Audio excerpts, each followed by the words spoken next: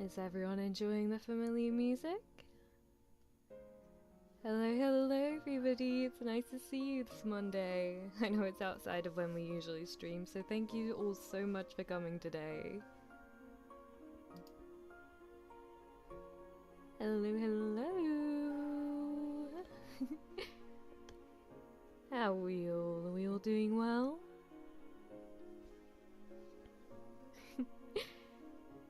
Let's see.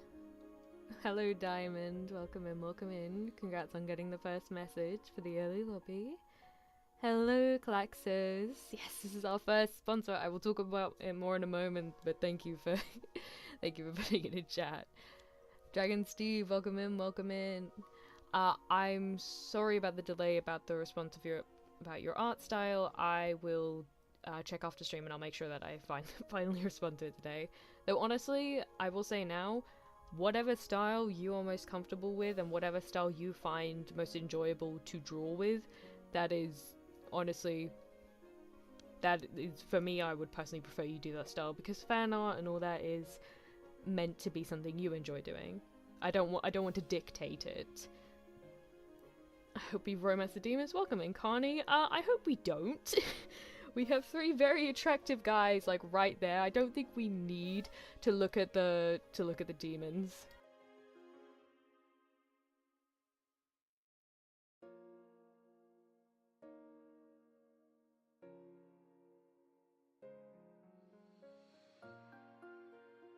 Sorry, the mic disconnected. 1 second.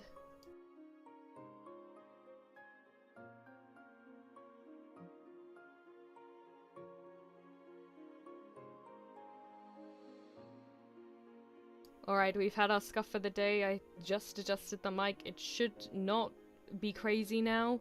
We should be good, hopefully. Anyway, yeah. As I said, we have three very beautiful men for us that I am sure you're all looking forward to me doing the voices for again. So let's leave the demons in the past, shall we? Welcome in, Sari. Yay, yay indeed. Stalgio just dropped in for a moment, probably it's joined, so I hope you'll have fun. Thank you anyway for dropping in, Stalgio. I highly appreciate it. Thank you, thank you. Zen Avalon, welcome in, welcome in. Arceus, welcome in, welcome in. Hello Nat, how is your day? My day is going great, thank you, because we got our first sponsored stream. Woo! Oh my gosh. Oh crap. Oh my gosh, guys. I have two I'm good at, and what I think it to be something you'll like, because when we doing our /overs, I want it to be something they like. I accept art no matter what. Honestly, I'm too flattered by the fact you guys think about it to really like not care, but to worry too much over style. That's what I'm trying to say. Big milestones, yes, you're right. Speaking of big milestones, okay, let's finally get down to business to talk about today's sponsor, and honestly a game I'm really happy to come back to. Saintess of the Golden... Saintess... I know this is Saintess of the Golden Stream.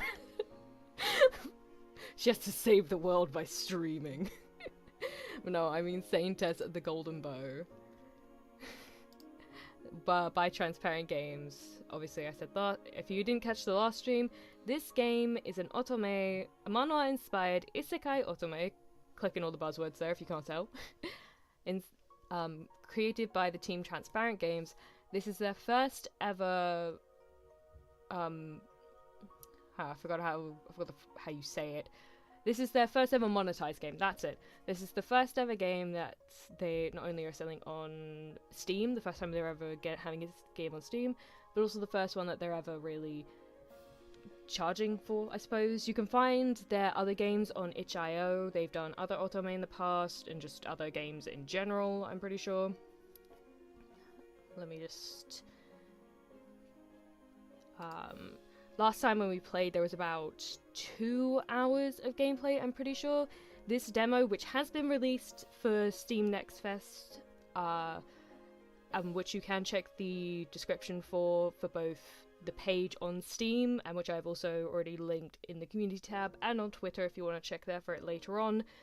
The demo is up on Steam now for the Steam Next Fest, which has an additional hour of gameplay from when we last played it. And as I said, also in the the description, there is also the Kickstarter. So if you enjoy the game as much as I do, you can then go and support them further by going into the description, clicking on the Kickstarter, and supporting them there. They're also obviously playing the demo, or even just waiting until the game's full release to play it. Both of those also massively help them out. Or just spreading the word about the game in general. Because, it's a good game. I would not have been like, yeah, I'll play it I'll play the game again if I did not enjoy the game. Because I do. So here we are. Sorry, spelled KB. Do not say that. Do not say such silly things. Yes, as you can see from last time, they have updated the UI. We now have a gorgeous little royal painted wallpaper. What? The royal paint. We have a gorgeous royal wallpaper background here this time. It's brand new, all fancy. It makes the logo pop a bit more, if I do say so myself. I say like I made the game, I didn't. Stinky. Hey, Kiefer, welcome in, KB, glad to see you. But yes, so we're just going to be picking up right from where we left off. Because, your girl remembered to save. Hopefully there's not going to be any glitches where it's like it does from the old thing. I have fully updated it, so hopefully not. But, worst case scenario, we just have to speed through what we played before, so we can get like a nice quick little refresher. Speaking of refreshers, I will refresh your minds on the story itself. For those of you who don't remember or didn't catch last stream, basically we are a reincarnated office worker. We were walking the usual route home when Truck-kun decided to do his little funny business and send us to a world of a web novel that the main character was reading. And now we are, if you look on the thumbnail, we are the lovely purple-haired lady. And we are like, hey, I'm in a game now. What is this? What are we doing here? What's going on in this funny business? Yeah, I forgot to say her name. Her name is Celeste. And we've been reincarnated into the web novel, as I just said. And we were meant to die before the story even starts, but we were like, screw that, we kind of like living. And so we lived, and now instead of Levi, our guard, who we were meant to be tragic, backstory fodder for, we are now an amazing individual. Sorry. I forgot the freaking word, it's right in my face. We have now been crowned not crowned, but we have now been selected by the gods as the Saintess of the Golden Bow instead of Levi, who was meant to be the Saint of the Gold Bow. And now we're like, well, crap, what do we do? How are we going to be able to survive this? Because Levi dies in the original thing, and so we're just having a great time. But we have 3 love interests in this game. We have Levi, as I said, he was our knight. We have Noah, who's the crown prince. And we have... Sorry. Every time I think about him, I just think about the silly voice I gave him. We have... the dude. Crap, I keep thinking about the voice. It's not helping. It's not helping. One sec. Give me a second. Just... oh, my brain. Can I think? Can I think, please? Can I think, please? Jesus Christ, can I think, please? Elijah, that's his name. We have Elijah, the head of the Church of the God of Light, and you will see why I laugh every time I think of his name in a bit. Welcome in, Tareen. Welcome in, Ouroboros. Good to see you here. But yes, so as you, we also have other miscellaneous characters. There's George from the I don't know why I remember George over everyone, but yeah, he was the guy who I theorized might be our sister's love interest, because we were hinting at it, that she was like there. There was the mean girl who, we're gonna love seeing her downfall if at some point. I don't know if it's going to be in this or if it's going to be a route specific thing, but it's there. We also have the Emperor and the Empress, who I love doing the voice for, and we have the darling in the pink dress that I adore, Eurydice. Or Eurydice. I can't. I called it Eurydice last time, didn't I? But yes, so let us begin. Oh! We are right into it. I was expecting us to start from that point, but I guess it just saved right as we ended, I suppose. But yes, this is Celeste. They've changed the text box as well. Look how pretty this is. Zejimal, hi! I'll sponsor Nat with a like on the stream. Thank you very much for the like. Her second sponsor is fine. What do you mean second sponsor? This is my first ever sponsored stream. I don't take that away from them. Shout out, and yes, this game, I believe I already said, but this is made by Transparent Games. Super special thank you for sponsoring me today. Sponsored by GoFundMe. Oh, that now. No. KB sponsor. I mean, if you guys want to sponsor me at some point, sure. Don't know what you'd want to do it for, but today we're going to be focusing on Saintess of the Golden Bow. Let's go. Hello, welcome back. Anyway, let's get started. The next day, I begin training with the Golden Bow on the palace training grounds. Much as I expected, due to its elaborate design, the bow proves difficult to use. I send arrow after arrow flying at targets, but I only hit once out of every 10 times. Not only are my bow skills rusty, but the weapon isn't cooperating either. Finally, too frustrated to continue, I give up. I'll try again tomorrow. And now we're back in this little bit where we flirt with Levi. I make my way to my room with Levi following behind me. Oh, he's here! This is a suicide mission. It's a horrible voice to give someone. This is a suicide mission. We're not going to come back to Solus alive. Please, Noah. Oh, please, Noah, don't say such things in public or if someone hears you. At the end of the corridor, 2 people stand to the side talking. The one who says something about a suicide mission is Noah. After our conversation in the garden the other day, if you remember that, he pointed a sword at our throat. Gonna take me a bit to get over that. After our conversation in the garden the other day, his words don't shock me. What does surprise me, though, is that he's openly talking about his feelings with someone else. Oh, hello, sailor! Sorry, I did not see you last time we played. Hello. Any chance we get to see more of you on Noah's route? Levi the sus man? No, not him. Different Levi.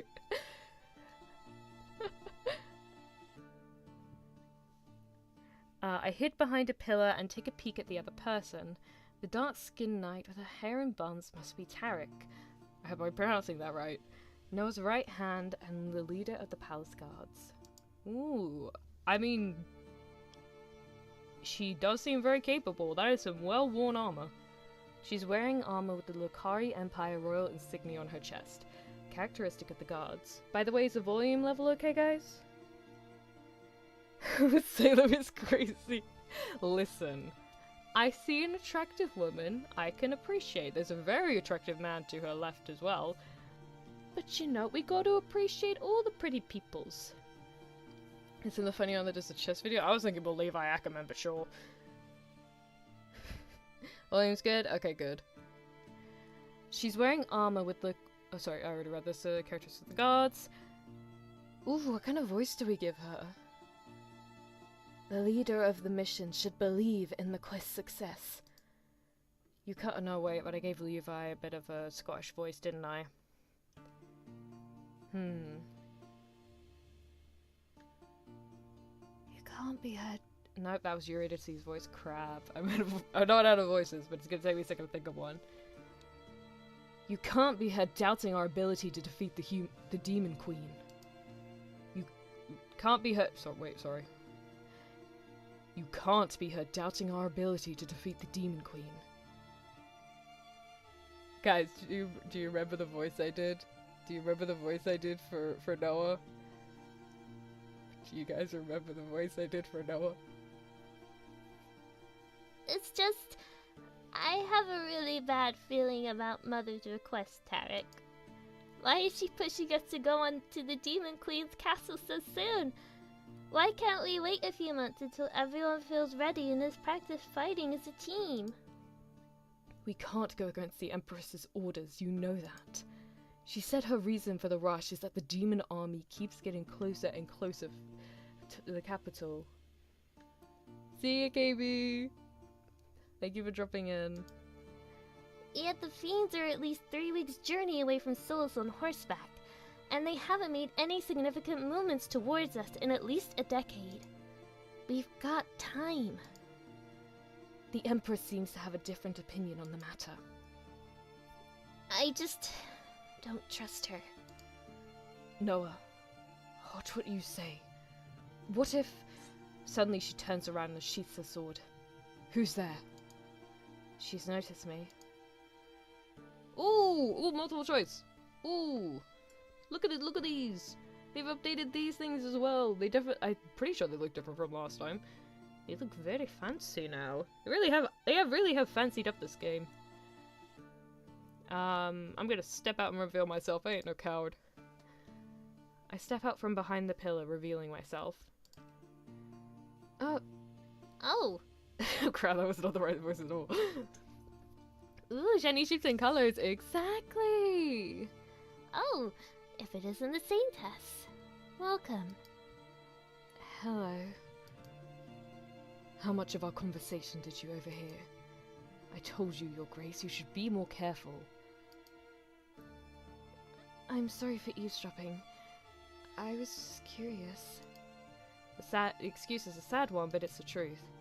Noah takes a step closer to me. Hello. Hello. I don't do well near people. Hello. Especially not ones with grins like that. Hello. Hello. Hello. Oh, you are curious about me? I arch my eyebrows, unsure of what he means. It's so hard to take. This should be so flirty, and I should be swooning right now, but I genuinely cannot take it seriously with the voice I'm giving him. I didn't say...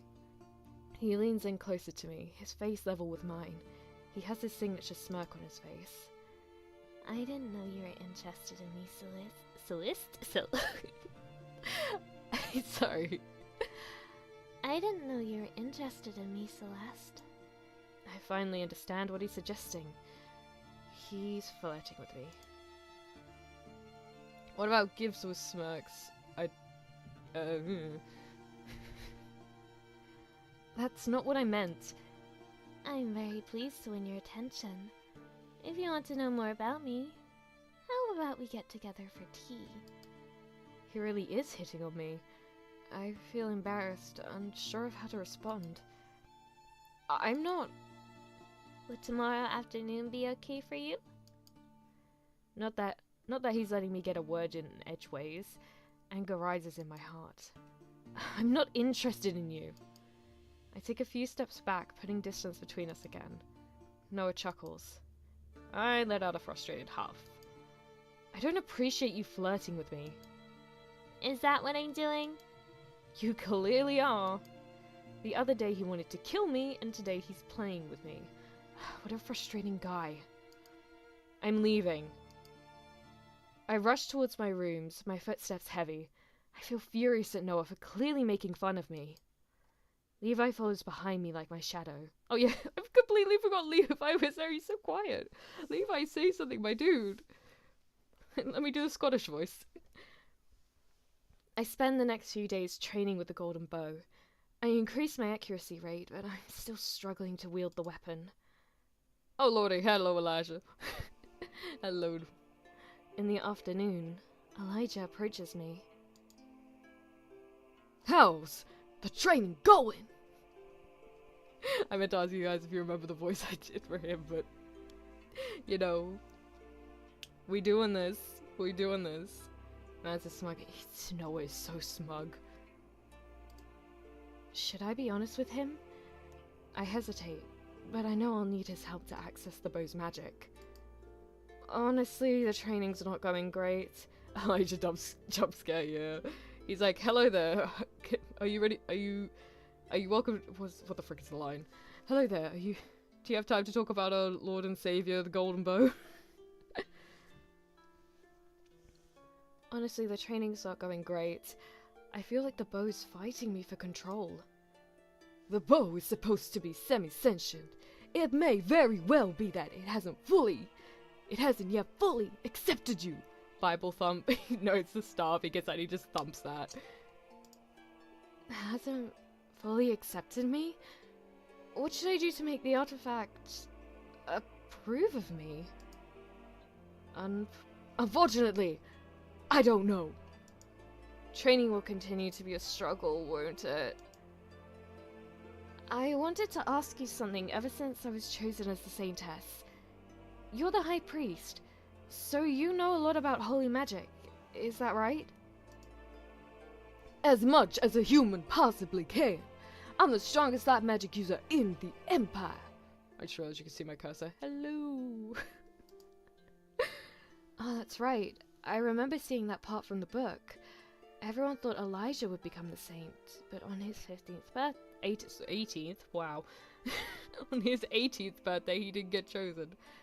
The previous high priest abdicated at that time and passed on the role to Elijah. That's how Elijah came to have such a high position at such a young age. My man, get it? We love a prodigy. We can speak the English language. The novel also said Elijah's light magic is abnormally strong. Guys, what do you think about Elijah? If bro is annoying and he doesn't know how to fix an uppity artifact, come on, it's simple. You just punch it. No, we do not punch a sacred artifact that could break it and then doom all of humankind. We do a lot of stupid things in this chat, but we do not do that. If it works for controllers, it works for magic. I suppose it could. Could you teach me about light magic? Sure, but you have no magic of your own. You know that, right? He's that guy. He's that guy. I love how you and Sari have so different opinions. I nod. Celeste was never a magic user, and the fact didn't change when I took over her body. But I have to defeat the Demon Queen with the Golden Bow's magic, right? So, is there a way for me to access it? Ah, yes. Artifacts like the Golden Bow do carry their own magic. You don't have a magical affinity of your own. Oh, you don't have to have a magical affinity of your own to use the power. Sorry, this Golden Bow manual is a bit hard to read without my glasses. Although already being trained in wielding magic would help you understand more easily how the bow's magic is used. Still, I can at least explain the basics to you, and then with practice, I'm sure you'll catch on. So, Bo, if it breaks that easily, it should break the moment you pull it. But I mean, there's a difference between lightly pulling, drawing back the string, and punching it, I would say. Ramando, hello, welcome in, nice to see you. I hope you enjoy Saintess with the Golden Bow. I already said that line. I was like, did I say it? What if I don't understand what he tries to teach me? Will we be doomed to fail then? The voice is so motivational static. That was the inspiration. I swallow hard. I'm afraid I'll be a magical failure. No, gloomy thoughts won't help make anything better. I need to focus on what Elijah can teach me and do my best to understand the Golden Bow's power. Please teach me what you know about using an artifact's holy magic. Punch the arrow for more speed. What are you, child from Genshin? Sure! I feel like every time I say something as Elijah, I just break the mic. Crap.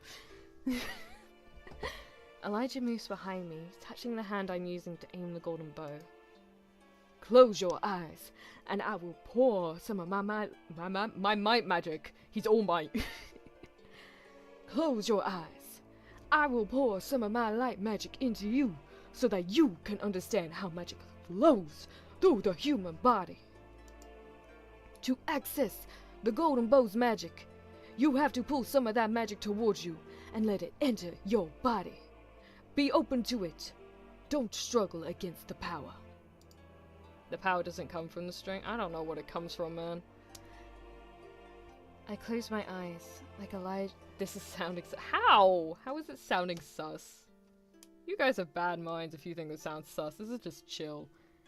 I close my eyes like Elijah commands.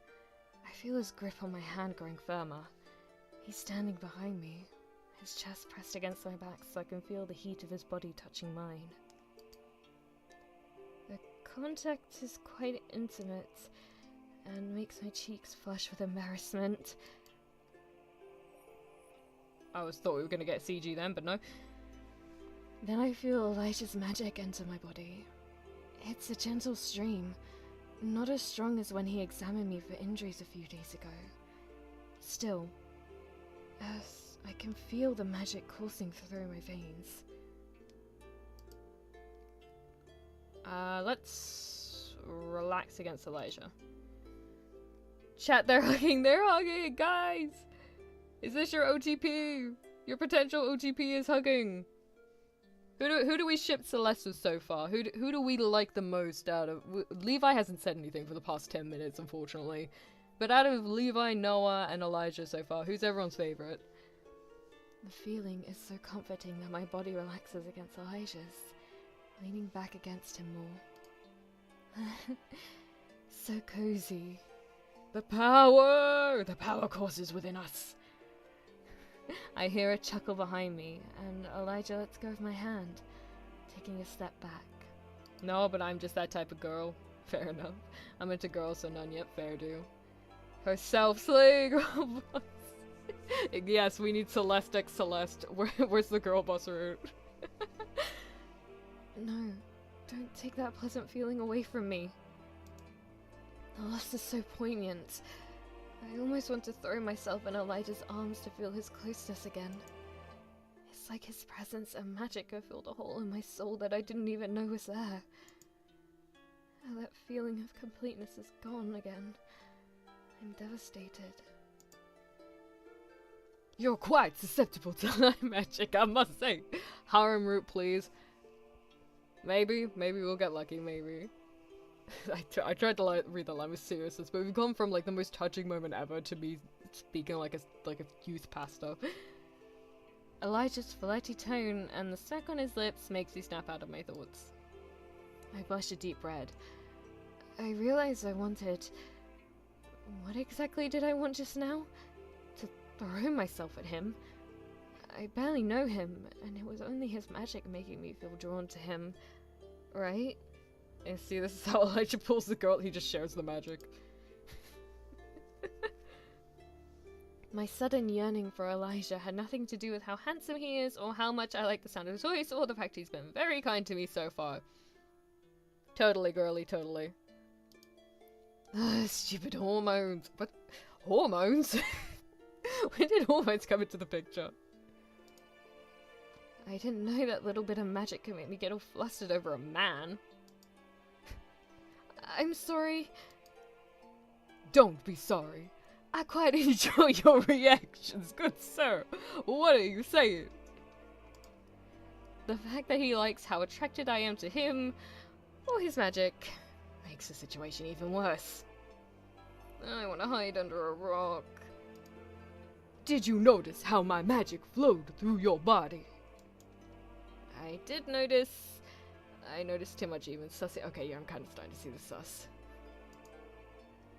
Yes, I did. You must convince the golden bow to let you access its magic.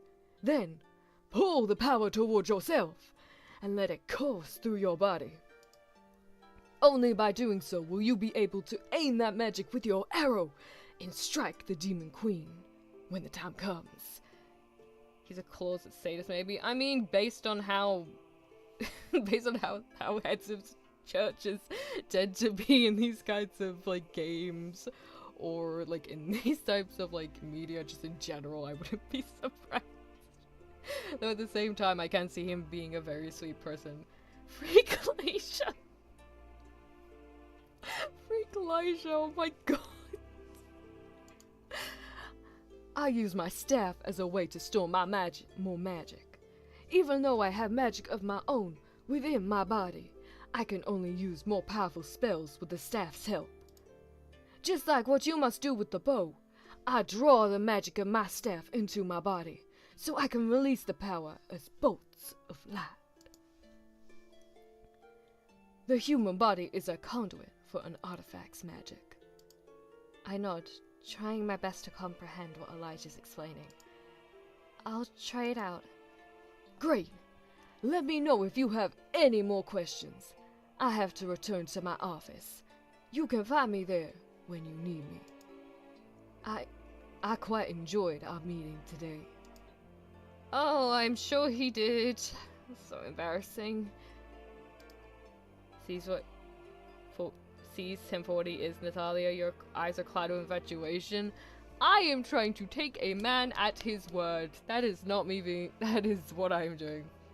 Missed most of the last stream, so this is the first time seeing these people so far. I like neither. You might like Levi then. After Elijah leaves, I return to practicing archery. I try to pull the bow's magic towards me like he instructed. ... But I can't replicate what the High Priest did.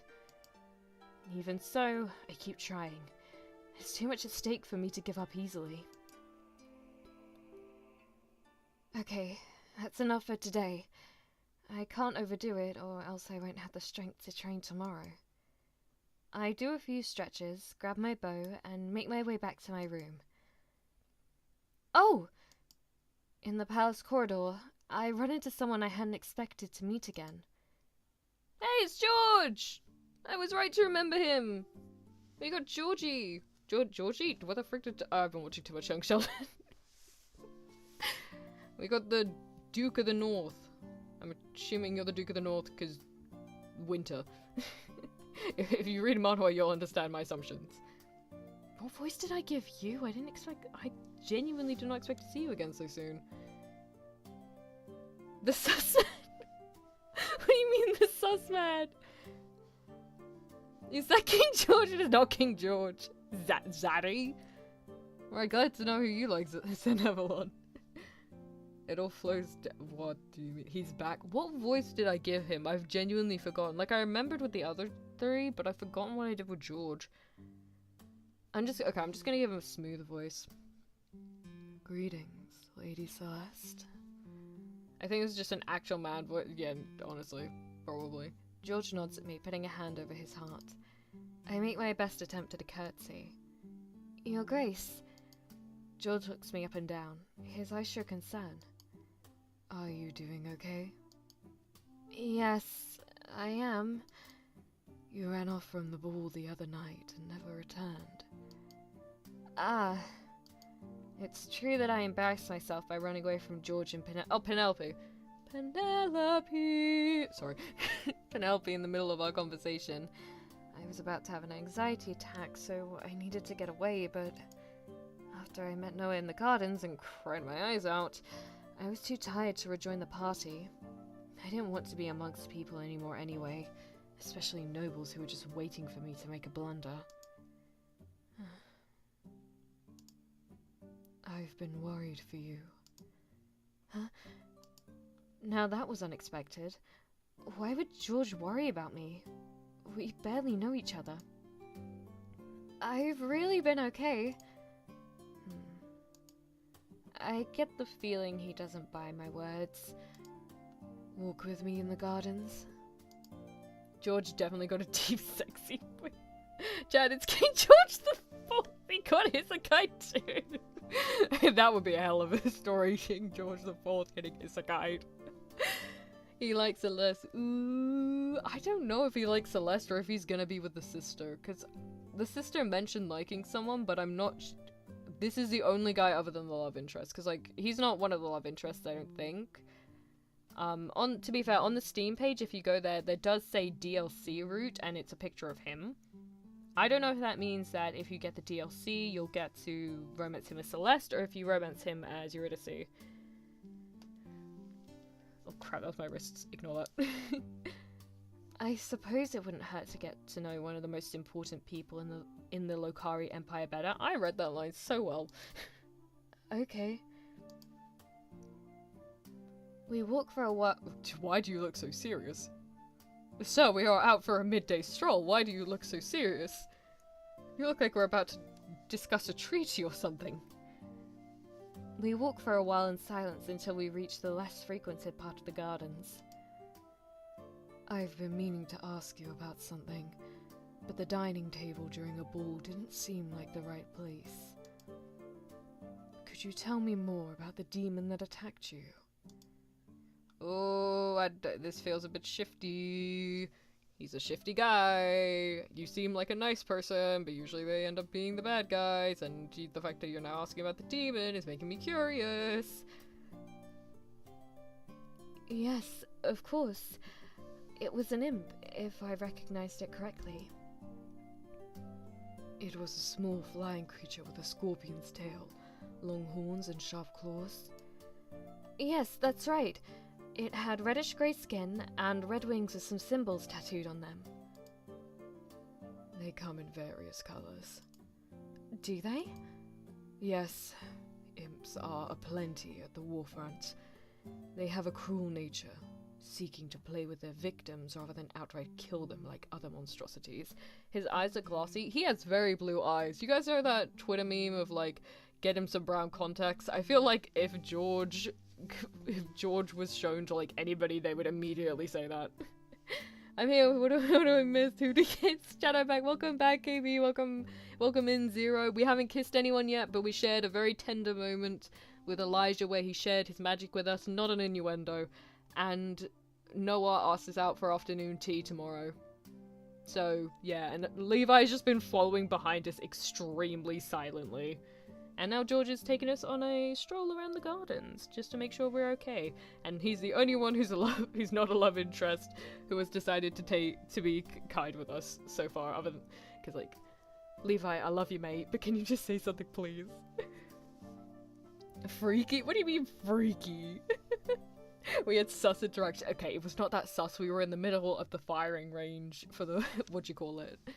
God, what is the word? What's it called? The archery range. Wow, can't believe I've got the word archery. The game literally has bow in the title. Yes, imps are aplenty at the warfront. They have a cruel nature, seeking to play with their victims rather than outright kill them like other monstrosities. Though they're relatively easy to kill with magic or arrows, if one can keep up with their swift movements. They know how to dodge attacks well. Specifically arrows, like a sword can't kill them? Huh. Demons are more intelligent than humans give them credit for. Yeah, there is something going on. I'm sorry. I know I'm trying to be like, cause I like having a nice guy in games, but there is something going on with you. Oh, crap. Demons are more intelligent than humans give them credit for. How do I... You know a lot about demons. I'm not sure how much you know about me. I used to be the general of the Locarrier Empire's army, and I fought on the warfront for years. How old are you? You do not look that old. Did you get, like, retired early because you got hurt or something? The general? Yes, the highest ranking officer in the field. Do not say that. You're gonna get me flagged by YouTube. Sharing magic is pretty, I mean, maybe, who knows? We don't know the ins and outs of this world. I was gonna say he's a duke, not surprising he knows. Okay, Crapachurch. But, okay, we're actually addressing it, hooray. But aren't you very young to hold such an important position? George chuckles. Wait, no, he actually looks cute. Crap. Wait, no, that's actually adorable. Look at that. Oh my god, George is a vampire calling it. I mean, with a smile like that, he can put his fangs in me. Wow. Did not think I'd get as bad as I did with Ashley the other day, but, you know, with a smile like that, I'm down. I'm down. George chuckles. I'm momentarily stunned when I see his beautiful, carefree smile. Yeah, this guy screams, I'm gonna stab someone when you're not looking. He's got the pure white scheme going on. It's pretty much a nail in the coffin. Back in my day, look at him. He channels his inner grandpa every time he talks to a lady. I'm momentarily stunned when I see his beautiful, carefree smile. You're one to judge. Celeste just turned 18 this year. I was 3 years older when I died. Oh, so she was 21. Yeah, you're right. Duke happened to be commanders a lot. It's about titles. A duke will have his own army as a resulting of ruling a duchy. Is it duchy or duchy? I think it's duchy, but I've heard people pronounce it duchy. I'm 20. You're 26, mate. I'm gonna be honest, I thought he was 29. He's wearing his age well. Feudalism is wacky. Here it is. Who do you like more, George or Ashley from the KFC game? Don't make me pick between pretty people. I can't do it. But right now, George has my full attention as he is on my screen. Oh, Stardew! Hello, welcome back! I'm 26. Oh, then you're not that much older than me. You think 8 years is not much? In this world where there are bigger age gaps between couples and arranged marriages... Wait, why am I thinking about George as a love interest? Oh, damn. We need to get the DLC. He isn't asking me this question for me to consider him romantically. It depends on why you're asking. I suppose you're right. It's just that I feel older than my age. The years I spent on the battlefield took a toll on me. Duchy sounds like Duchy, which is the title of a certain... Oh! Okay, let's not go any further down that route. I mean, 26 is like ancient for this time period. I guess you're right. Clifton shit, what do you mean? No, not really, 26 is still young. Can you tell me more about the war? Sure, what would you like to know? The war has been going on for a few decades now. Is it really impossible to win without the Saint? Old people? KB is old people, ears prick immediately. Where's the gilf lovers in chat? We encountered the Demon Queen herself on numerous occasions, but we couldn't kill her with weapons or magic. Even light magic wielded by powerful priests couldn't breach her defenses. She has a dark aura shield around her that deflects all incoming attacks. Nothing has been able to get through so far. And she keeps the demon army very well organized.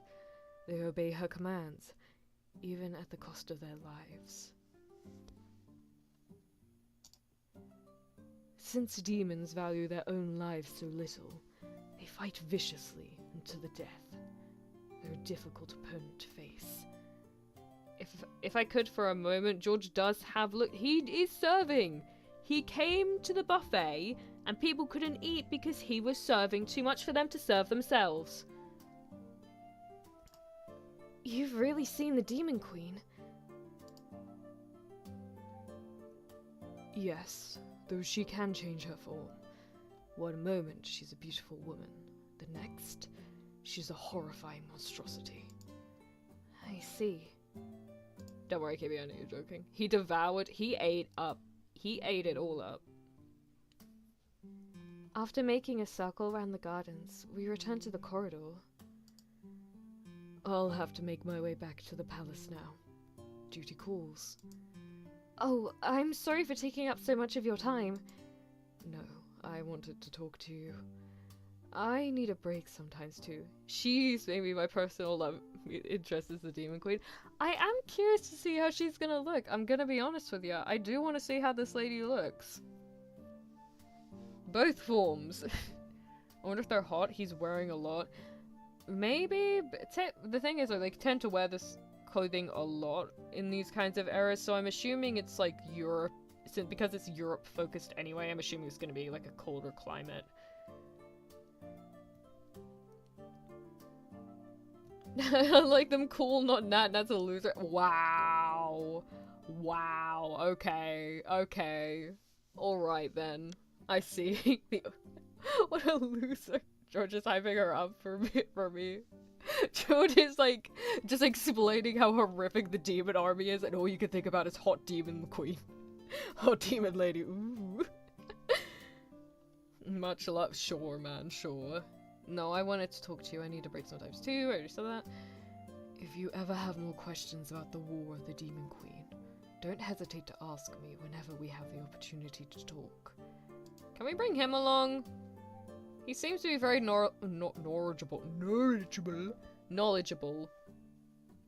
There's no saving Natalia. Excuse me. By the way, our purple dress costs a bank account and a half in that time period. Look, wait, no, but actually, that's how you know Celeste is loaded. Because she was wearing a purple, like various shades of purple on a dress for the banquet last night. And now she's also wearing, like, training gear, also fully decked out in purple.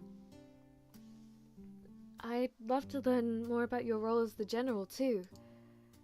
Really? It's nice of you to be interested in me. I may or may not answer you, though, depending on the question. That smile is so cute! Crap! Crap, he's like, he comes off as like the cool, mature one. But he's just like, oh my lord! Hell yeah, rich people. We can have a purple casket when we come back dead from fighting the Demon Queen. How lovely. Money is the most attractive part about someone, gang. Damn, I'm ugly as fuck then. My bank account's screaming in pain. Now I realize Celeste kind of looks like Rika from Higurashi. A little bit. I can see it. I can see it.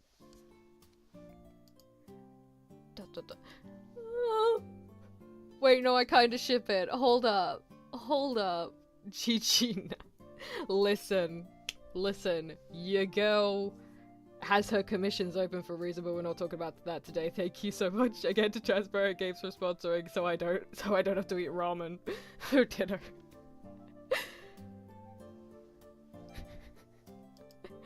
George clearly has his secrets, and I don't feel like I can pressure him for answers. He's already shared some useful information with me today. Anyways, it's Natalia over.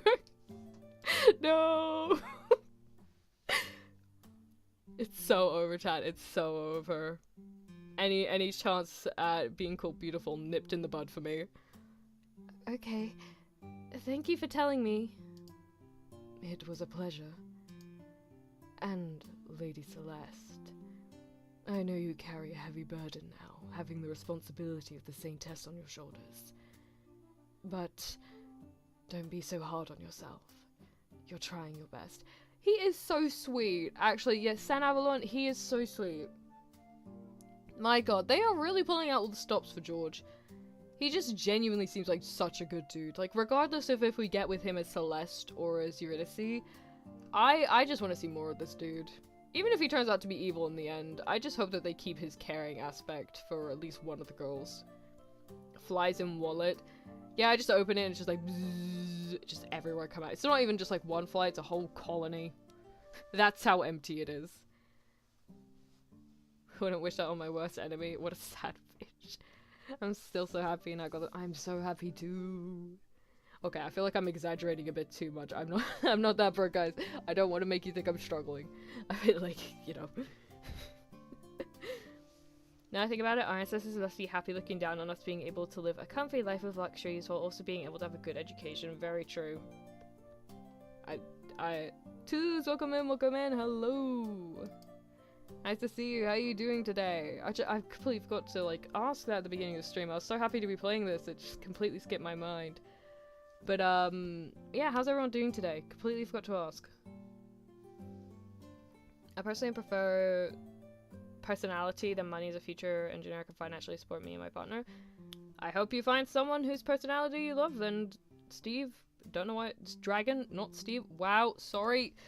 Minecraft's trailer on the brain. Doing business today. Yes, we are. Get our suits on. Thank you. We say our goodbyes and part ways. I found George very intimidating at first, considering his high position in the noble society, but he's actually a kind man, isn't he? Please stay kind.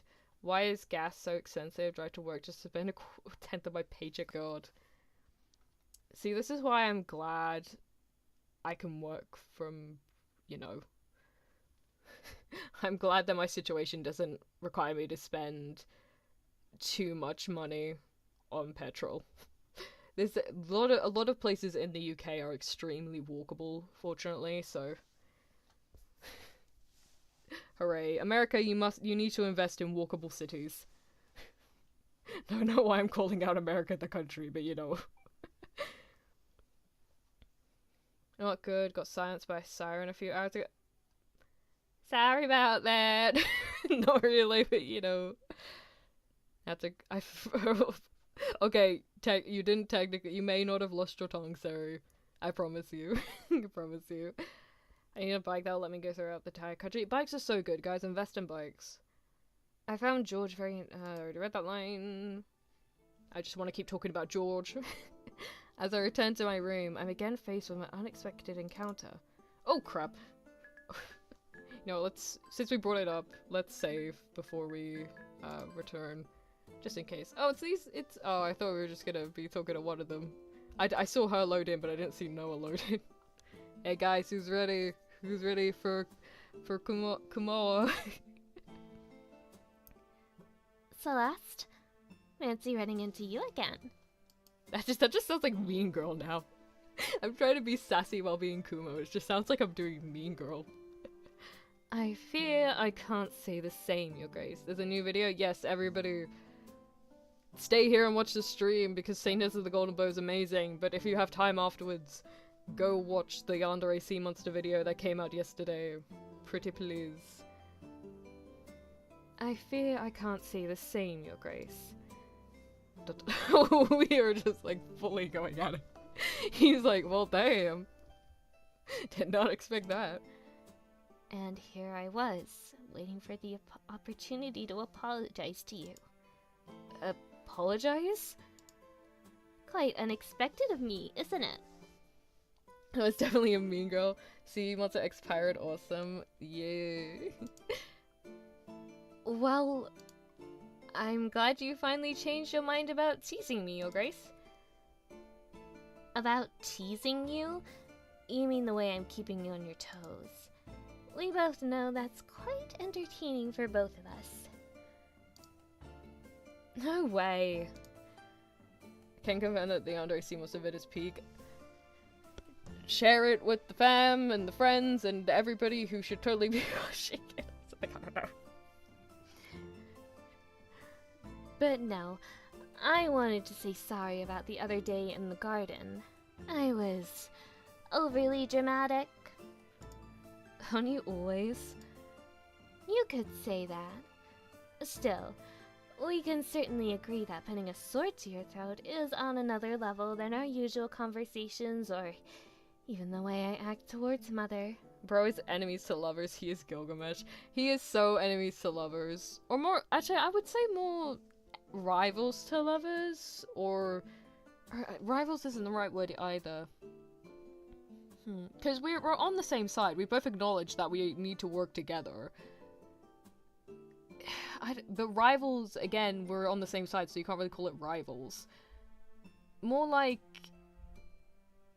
haters to lovers, I guess. That's like the best way I could describe it.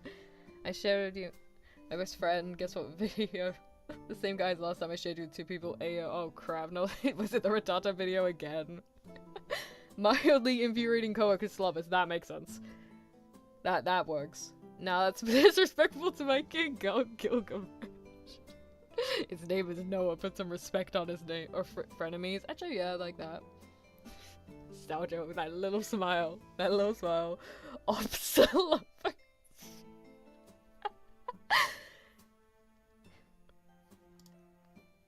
Should I give you two some privacy? You don't have to, Tarik. I don't think I properly introduced you to Celeste. She's the head of the palace guards, isn't she? That's not what I meant. Tarik is also like a mother to me. She's been my personal guard since I was little, before I promoted her to be my right hand, the person who keeps order in the palace on my behalf. Wait one sec.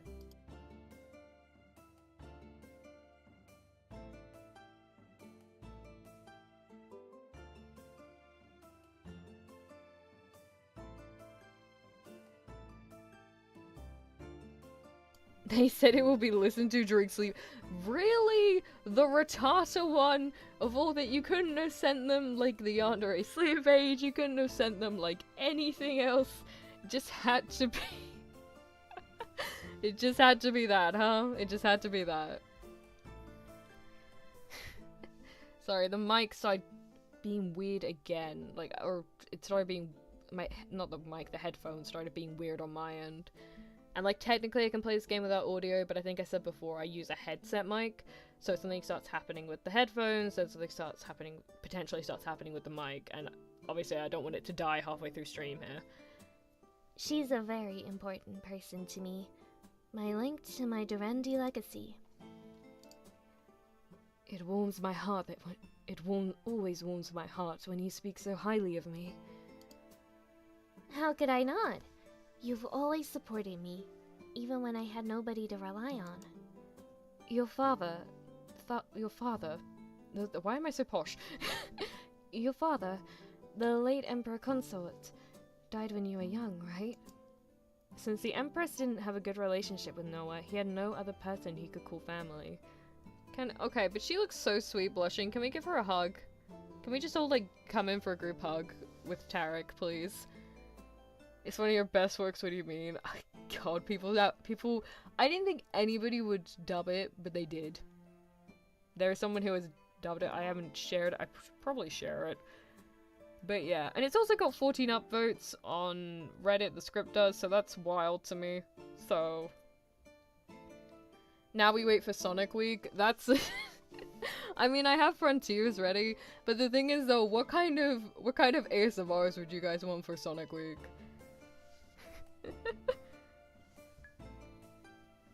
Since the Empress didn't have a good relationship with Noah, he had no other person he could call family. It's not surprising that he came to treat Tarik, his personal guard, as family.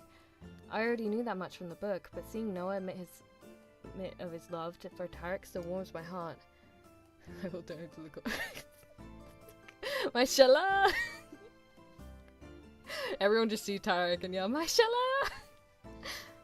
There's more to Noah than just annoyingly flirting with me, that's for sure. Yes. I forgot I gave him Kuma voice for a second. Yes. My father died when I was 6. I can't say I even remember his face that well. If not for the family portraits, I would have already forgotten the way he looked. Because every day when I stare in the mirror, I only see my mother's features. Her face, her hair color, the way we smile, they're all the same. The only thing I inherited from my father is the color of my eyes and my slightly darker complexion. It's so sad. He's an asshole with a backstory. That is Noah. But he's also kind of cute. I don't know why. Like, I know I was going on about how cute George was smiling, but this guy's kind of cute when he frowns. Probably not that. Okay, this is like that freaking meme of, oh god, here he is talking about his mommy issues, and all I can think about is how I want to rip his shirt off. That's me with Noah when he's explaining his tragic backstory. Noah glances at Tarik. Sometimes I wish I could. Why can't I say the line? I'm laughing too much. Sometimes I wish I could have more proof of my southern legacy than just skin that looks tanned, and an eye color unusual for the Lokari. Tarik's his impression of Kuma sounds sad. It's bad. If Nat ever finds about in Love in Deep Space, it's so Jover. I know about Love in Deep Space. I've seen the whole drama over the period tracker, which is stupid in my opinion. Not the period tracker, the drama around it, because it's just a freaking period tracker. It's not the most jaw-dropping thing in the world, but, you know. Right now, I'm focusing on these incredibly attractive men and women. We may not be able to date them, but I can still look respectfully at them, and I am looking very respectfully. His complexion is so beautiful and so even. It is. He genuinely looks like the sun. Like, I don't know if that's just me, but obviously the whole empire, the Lokari Empire is inspired by the sun. but just looking at him, I just genuinely, I look at him and I see the sun. Is that anybody else? Like, this character design is so on point. Tarik's expression turns sad. She looks at Noah and with both love and pity in her eyes. I too feel what Noah said deeply. Of course he wants to know more about his father's side of the family, about his roots. It's not easy to be a person of mixed race, especially without family who can teach you about your culture. Oh my god, we have a race plotline. I did not expect this from an Otome. Holy crap. Wait, what? Wait, this is kind of cool. I'm glad Tarik was there for you, Your Grace. So am I. That's why, Celeste. I may sometimes be overly dramatic, flamboyant even. It's the way I deal with the world. But that doesn't mean I'm not sincere when I apologize to you. Nat, please define respectfully for us. Staring at a woman so beautiful that you start exploding. He looks very warm, but he tries to act cold. I'm still thinking about George. Wait, no, actually put George and Noah next to each other. It's the sun and the moon. I know George is technically inspired by, like, snowflakes, but the dichotomy is there.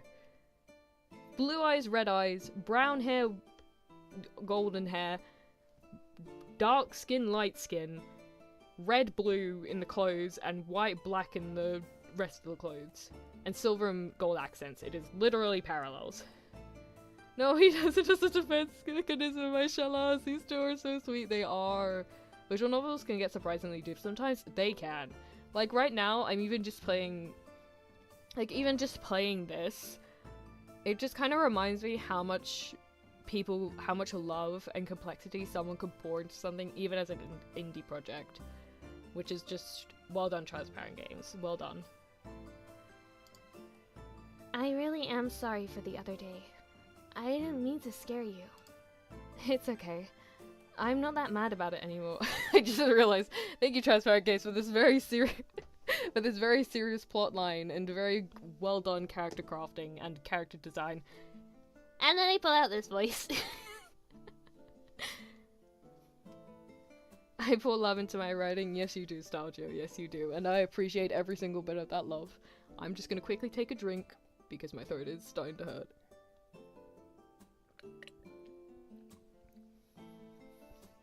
It's okay. I'm not that mad about it anymore. But you are still a little angry?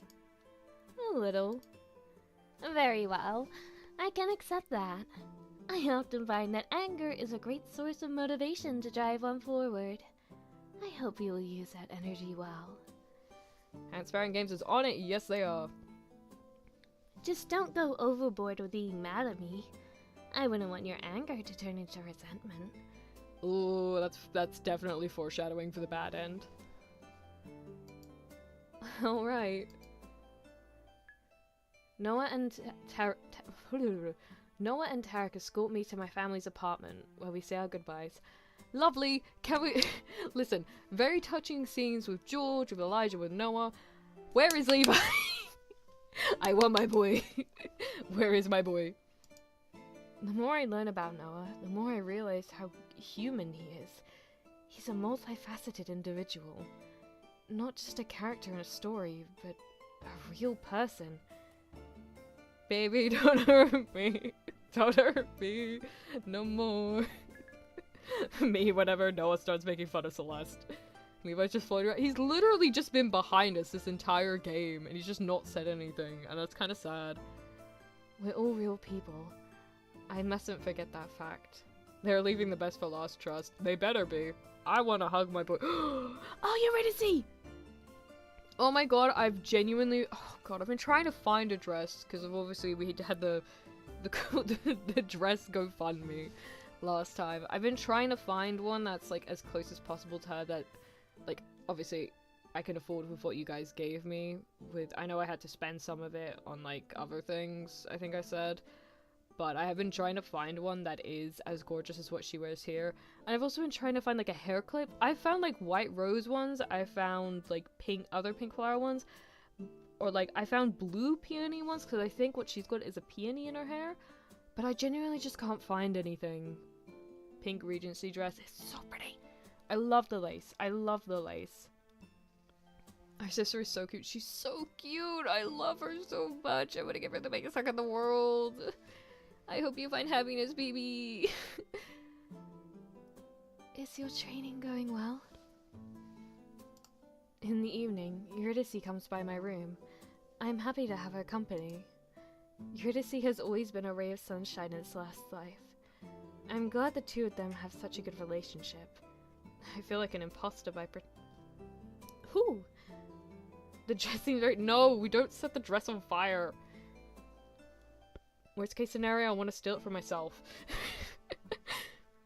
She's best girl, she'd be my root. She's so sweet. Honestly, I doubt it would ever happen, but you know. I mean, obviously, no, I don't- okay, that sounds bad. Not with this. I was going to say, I doubt it would ever happen, but a game with the girls would be so cute. But even just now, just being able to look at them, I'm like, I can dream about going girly shopping with Eurydice either way.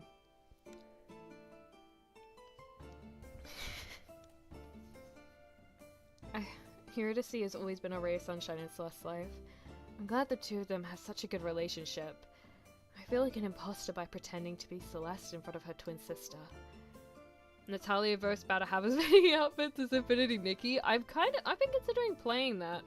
I should- oh my god, if we actually ever do, I should try to recreate all the outfits in this game in Infinity Nikki. That would be so fun.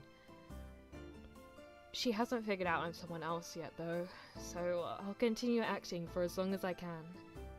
Maybe they're not blood. They are twins. You literally just look at them, I think you can tell pretty clearly they're blood related. That does sound so fun, oh my god. It'd be like, what's it called, that Roblox game. Crap, what's it called? Dress to Impress, but Infinity Nikki to impress, I guess. Not really. I let out a long sigh and tell Eurydice about my training. I don't understand what the High Priest means about accessing the Golden Bow's magic. Every time I try to think about the artifact letting me share in some godly power, nothing happens. It's frustrating Elijah showed me how it can feel to receive the magic, but I can't reproduce the same result. I have no affinity for magic. I don't understand what to do. They do have drip in this game, mad drip. Seriously mad drip. So mad they're all locked up in all the outfits locked up in an asylum. That's the frickin' word. Jesus Christ. Don't pressure yourself so much. It's only been a few hours since you even found out how light magic is used. You're right. I should be more patient. Massive drip, so big, so massive of a drip, it flooded the house in a single drip. I need to stop interrupting myself when I'm saying these lines, Jesus Christ. You're right, I should be more patient. It's just hard because I'm just freaking, I can say words. I'm just annoyed because the golden bow is so clunky in its design that aiming is hard as well. I glare at the offending object, which rests next to my bed. It's like the golden bow is actively resisting me. I don't think that's possible. I mean, to be fair, from our perspective, and potentially the perspective, because, okay, the person who put us in this game, if you don't remember the last stream, the person who put us in this world was either an angel or the god of this world themselves, or one of the multiple, because there are multiple. It could potentially be that the god put us in this world thinking like, oh hey, I want this person to be the Saintess of the Golden Bow, but the bow itself remembers that, according to the story, Levi is meant to be the bow's owner, so it could be because of that the bow is rejecting us, because it knows that we're not, according to the story, we're not the right person. That thing clunky as hell. It is massive. It's a gorgeously designed and ornamented bow, but it is not practical in the slightest. It's like, okay, because like when you see like hunting and stuff, in like say the Hunger Games, or just like real life hunting, or just any sport that is about like moving and stuff, like actively being in the field, they're more the smaller ones that you can just sling over your back easily. The golden bow that we have here looks more like an Olympic-sized bow, which great for paparazzi, not so great when you're trying to get on with things, so I can understand Celeste's frustration with all this. I don't think that's possible. Elijah said the golden bow is semi-sentient. Well, it did have the will to choose its saint. I always thought choosing was all it could do, though, except for killing the Demon Queen and acting as a normal weapon. Levi is actually the main character, you mean, and the god decided to retcon their own series. Actually, yeah. The dude was just like, okay, I don't actually like what I've read, time to retcon this character who's totally not been dead this entire time and was totally the person in charge of the bow the whole time. The golden bow is a mystery, that's for sure. I let out a long sigh. You should take some time off to relax. I can't. Not when I know I have so little time to train. You're not going to be any good at learning how to wield the bow if you just train constantly. The human body and mind have to take breaks from time to time. Very true. Very true. I know what we should do. Lady Penelope. Oh, not Penelope. Love her in the Odyssey. Don't love her here. And then you meant to hate her. You meant to hate her. She's love to hate. Love to hate. Warbows tend to be smaller and thinner than the one in the cover image for the stream. Yeah, they do. They decided not to tell any of the actors. Oh, magic bow. Oh my god. Lady Penelope is organizing a tea party in the royal gardens in 3 days.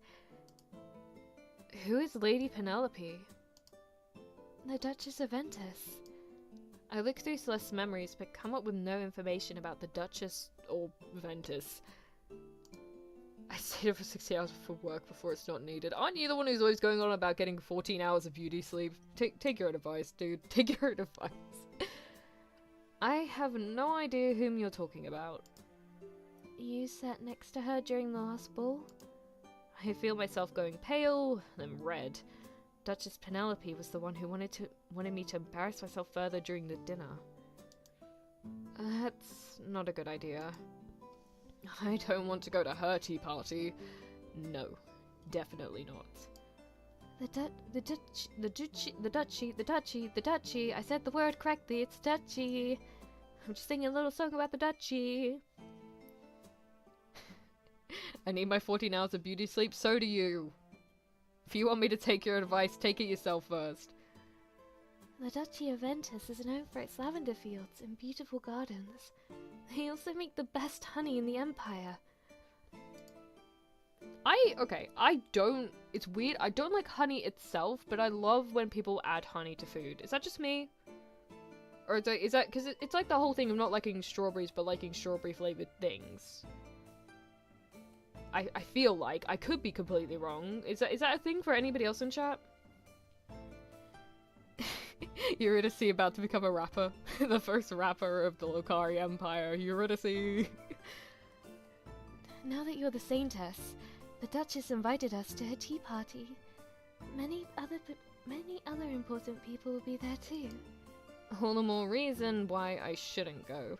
Yes, it's weird. Wow, thanks. Please. Lady Letitia, I think I was saying that right. Lady Letitia asked me to convince you to come.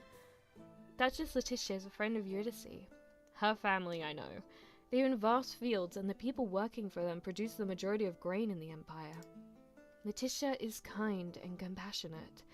She took Eurydice into her entourage 2 years ago, elevating Eurydice's status in society. Celeste feels indebted to the Duchess. This is my 3rd time hearing the word sleep and no one will give me its definition. Sleep is for the weak. I'm kidding. Please sleep, chat. Please sleep. I hate tomatoes, but when it's included in sauces, I like it. I like it, okay, I'm not the biggest fan of ketchup. I'm more of a mayo person. Yes, you may drag me for that. I do not care. I will love mayo regardless. But I can handle, like, ketchup or, like, salsa.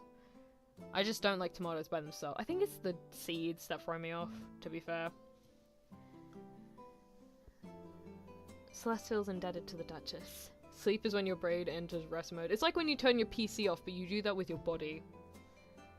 But I don't. I have no desire to go to Lady Penelope's tea party and further embarrass myself. I'm gonna take another sip of my drink. We love water. Lady Letitia said that now you have... Lady Letitia said that now that... Why can't I say lines this evening? Oh my god! I'm well rested for once in my life and I can't talk. Lady Letitia said that now you... Lady Letitia said that now that you have such a high standing in society, you should take part in the politics of the Empire more often, Celeste.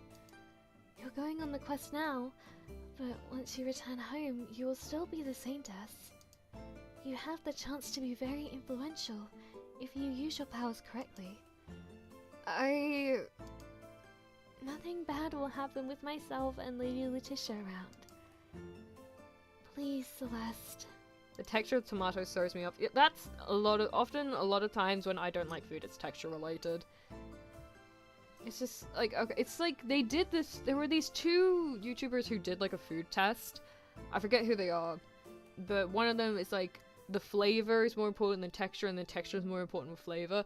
And someone in the comments pointed out well that you can improve, even if it's cooked badly flavor-wise, you can always add like salt or pepper or like sauces on top to make it taste better.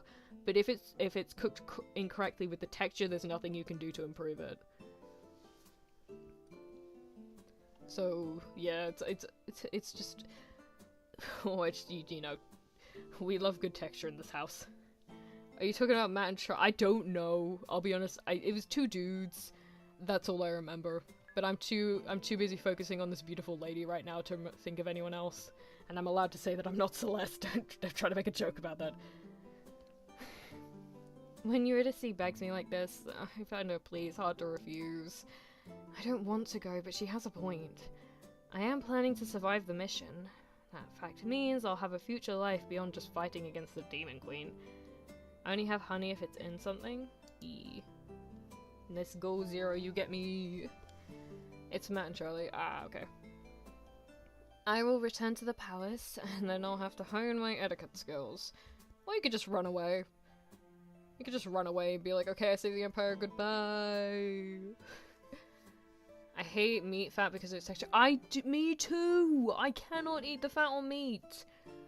Even if it's in like a roll, like if you like go to like a bakery or something and they like give you like a roll or something, if I have like a bacon roll, I have to I open it up and I literally have to take the fat off because I cannot eat it unless it's just the meat. I will take flack for that because I know I'm not the only one who does that, so it's not that uncommon of a thing. But I don't want to end up an important player in the politics of the I don't want to end up an important player in the politics of the Empire, but I also don't want to become an embarrassment to both myself and my sister. She says, when the literal next in line emperor is one of the love interests. Hello. And also the chief of the, or like the head of the church. Literally the only one you could have a normal ending with is Levi. Is always also so sticky, good for flavor but bad for my brain. It's good to cook with because it adds flavor, but it is not good for like eating itself. It's like oil. You don't want to eat oil, but you do want it to cook with. And date Levi, exactly. Literally the only option for a normal life here is Levi. Alright, I'll go. With a heavy heart, I accept Eurydice's request. Really? Yes, really. Can we even date? Yeah, Levi. Okay, so the three love interests in this are Levi, Noah, and Elijah. You can technically date. What's his face?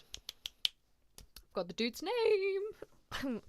You can date George, but as I said, he's the DLC character, so I don't know where his where, that's why I've been saying I don't know if you can date him as Celeste or date him as Eurydice. Because, again, last stream, I thought Eurydice was hinting that she was in love with George, and that George was just, like, looking out for us because he cares about Eurydice. But who knows? Who knows? King George the Fourth. Celeste would do anything for her sister. I know, it's so sweet. George, he's a brown-haired dude. We might see him again in a bit. If not, you can always rewatch the VOD. It would help me out, guys. Hint, hint, nudge, nudge. They paywalled the best character, damn. I mean, the game is gonna be pay to play anyway, so it's like it's monetized. And I don't know. I think it's fine. Personally, like, DLC characters are nothing new in Otomes.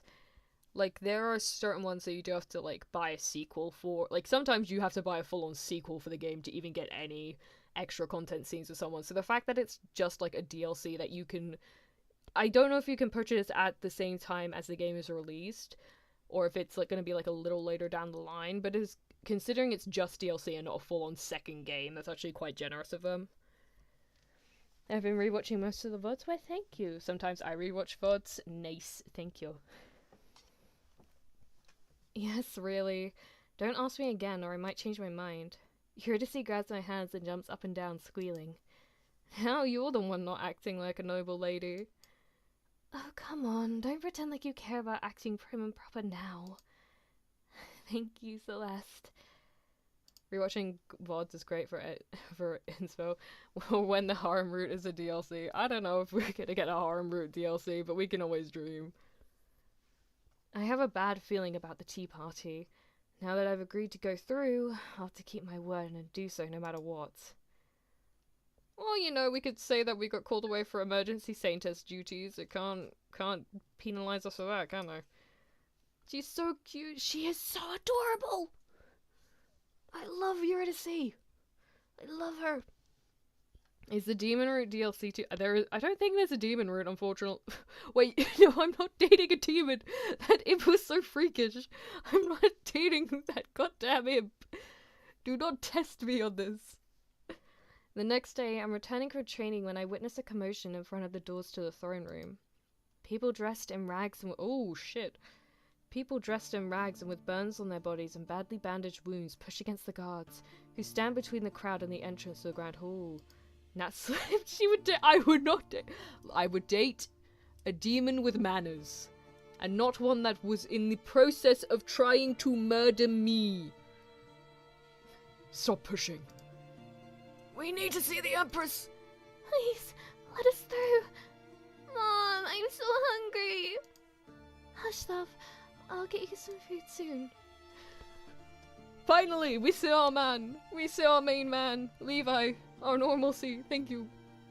How much would I have to pay to play the game with me purely out of cross? Talk to me later about the after stream, because right now we're focusing on this. I turn around and look at Levi. Any idea what's going on here? No, but it may... Oh, why am I speaking like it's Celeste dialogue? Crap. I was already planning to watch the VOD for the part I missed. Hooray!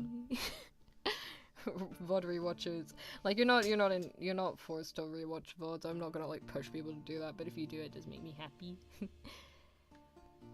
No, but it may... Why? What the fuck? I was trying to be Scottish and now I'm something else. Here we go. No, but it may be worth asking about if you wish. I'll keep you safe. I nod. I want to find out what's wrong and how I can help. Levi looking like TBATEMC. I don't know. So I don't know the acronym. I thought it was Polish. I was trying to be Scottish. I approach the crowd from behind and tap one of the men on the shoulder. He turns around and gives me a desperate look. My lady, please help us. What's happening? Who are you? We're refugees from Barwood, a town that was a mere hour's ride from the front lines. But 2 months ago, the demons reached our homes. They burned our beloved town to the ground. Oh, that was a woman, sorry. They burned our beloved town to the ground. Yes, it's as my woof. It's as my wife says. Barwood is nothing but ash and ruin now. We took our families and walked all the way to the capital on foot to seek the help of our benevolent ruler. But our benevolent ruler doesn't even want to see us. I look past them to the throng of refugees crowding around the guards, pressing closer to the throne room entrance. How long have you been waiting for an audience? Since morning. Make Levi German, I want to hit. No, I'm not even going to attempt German. It's hard enough to do Scottish, I'm not going to try German. Now Levi got you acting. He ain't got me acting up, he's got me wanting more of him because he hasn't shown up at all. He's only said one line so far. I love my boy. I mean, that's Dutch accent, that'd be funny. We can have an accent stream or something, I don't know. Crap, I just spilled a bunch of drink on my face. My woof. This is my woof. Sounds like a riot. I mean, there might be one if she doesn't bother to take care of her people. We ran out of supplies and money. We're hungry. I wouldn't call the Empress a kind ruler, so I'm not shocked that she doesn't give a damn about the refugees. If she hasn't seen them since morning, I doubt she ever will. I have no idea how to break the news to the couple. They're looking at me with such expectancy. That is clumsy, very clumsy, unfortunately. I want to help them. No, I will help them. Levi, can you run to the kitchen and bring water and some bread and butter for the refugees? If the kitchen staff don't want to cooperate, tell them the Saintess sent you. I'll go talk to Prince Noah. Maybe he can help, or at least tell me what else we can do for the refugees. Yes, my lady. Levi bows to me and runs off. You're the Saintess, my lady. The Saintess! What I see in the eyes of the crowd is now reverence, and the emotion scares me. Why did you spill your drink immediately after I hit my monitor trying to tear my gummy apart? Is this future magic? You knocked me all the way through the screen, and it accidentally elbowed me in the freaking walls onto my glass. The Saintess of the 007.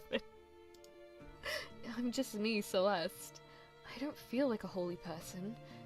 Still, suddenly I suddenly understand what the Saintess means to the common folk. The people step closer, extending their arms to grab me. Oh no. I grow afraid. I grow afraid. Levi's not with me. I gotta go. I'll be back with help soon. I turn around and bolt away from the crowd, running as quickly as my feet can carry me. The Saintess means so many different things to different people. A savior, a noble of high standing, a perfect archer. Yet why do I feel like none of those titles suit me? Still, I want to help the refugees, so I run to Noah's office. Oh, we have an office! We have a new background! Hooray! Well, the archery range was new as well, but we also have this. Noah's secretary leads me into the office, where the prince is meeting with Tarik. We get to see more of the lady. Hello, ma'am, and hello, sailor. Lady Celeste Duchess, Saintess of the Golden Bow. I cut see quickly and sloppily. Noah's office is spacious, with a large green rug in the middle, and several pieces of expensive-looking artwork on the walls. I'm not interested in the decor right now, though. Blah blah. You took the role, Celeste. They don't fit you because you're a late-stage red god. Oh my god. Writer retcons so hard it breaks the story. It's so pretty. It is so pretty. Oh. Wait, why did they give him the F-boy voice? Oh, if it isn't the Saintess. You look radiant today. Must be. That's not commodal. Don't start now, Noah. Noah drops his usual smirk, sensing that I'm serious. What's going on? I met a group of refugees from Barwood in front of the throne room. They've been waiting for an audience with the Empress since morning. They're thirsty, hungry, and have festering, badly tended wounds. There are men, women, and small children there. Whole families who have run here from the battlefront. Yet the Empress doesn't want to see them. Please help, Noah. Not the Valley. Noah gives me a long look, his expression angry. Even from my mother. This sort of behavior is too much. I agree with him, but it's not my place to say anything. There's a girl that I gave the Valley voice to, but I don't think she's gonna be in this extension. Cause like I gave the voice to Lady Penelope, but I don't know if she's gonna be in this because her party isn't until. Well, she said last night in 3 days, so I guess in 2 days in this time. Thank you for bringing the matter to my attention. I'll do anything in my power to help them. I'll find the refugees new homes in the capital, and I will make sure they're fed. Thank you, Noah. What is the palace guard doing when there are so many people in need here? The guard is protecting the entrance to the throne room. I'll have a word with William. Oh, another character? Clearly, the Empress doesn't want to deal with the refugees. So let's make sure you get a message from all the responsibility on your shoulders. She is carrying this whole operation right now. Celeste, could I ask you a favor? What is it? Could you go by the priest's office and summon a healer or two who can tend to the refugees? I would send one of my own people, but I'm not sure who's on the side of the Empress and who's loyal to me anymore. I think the matter of the refugees should be taken care of quietly, behind my mother's back. Tarik will help me arrange accommodations and food for the refugees, but I would like them to be healed as well. I don't trust anybody else not to blabber about what we're doing. Of course. I can go to the church wing and talk to the priests. I'm sure they'll be happy to help once they're aware of the matter. William Afton or my uncle? Oh my god. I should hope it's not. It isn't the purple guy. Is it time for a palace coup d'etat? Unfortunately, I don't think we have the manpower or the following for that yet. Or worse than the queen. I'm not saying my goodbyes and leave the office. I've never been to the wing of the palace where the priests reside, and neither has Celeste, so I ask a servant for directions. I ask the palace for directions! Palace, which way do I go? Soon I find the door to the priest's office. I knock. Come in! Hopefully that's Elijah. Otherwise I just gave another random priest that voice. I enter the lavishly decorated room. To the left, numerous cabinets support shelf upon shelf of thick-spined books, while a large beautiful painting hangs on the opposite wall. Oh, we got... Oh, my lord! We got some very pretty people in this place. Hello! Hello, Miss Redhead. Hello, hello. You free later tonight? Hello. And Mr. Green, you free tomorrow morning? I think it's a messed up. 3 people sit behind desks. To my- yeah, it is a man. Hooray! To my left, a green-haired man with a scowl on his face is looking through the large stack of papers, not sparing me a glance. His table is decorated with shining crystals. How curious. You're a well-read man, aren't you? Is that tic-tac-toe? Wait, hold on, look in that book. Look in that- hold up, you got- oh crap. Give me 1 second. We are looking at this right now. Hold up, I don't care if it takes a minute right now. We're looking in this man's book. Hold up. Look at his book. It looks like- oh crap, not again.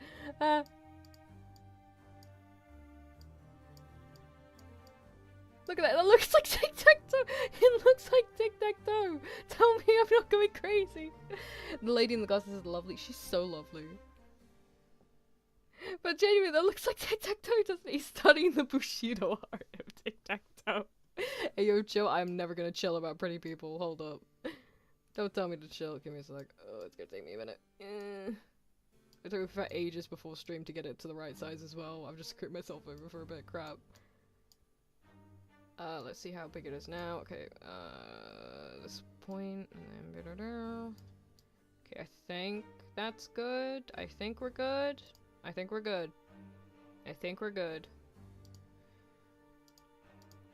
Actually, there we go.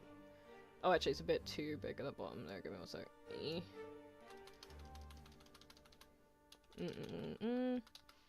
Alright, there we go. We're good. We're back to normal.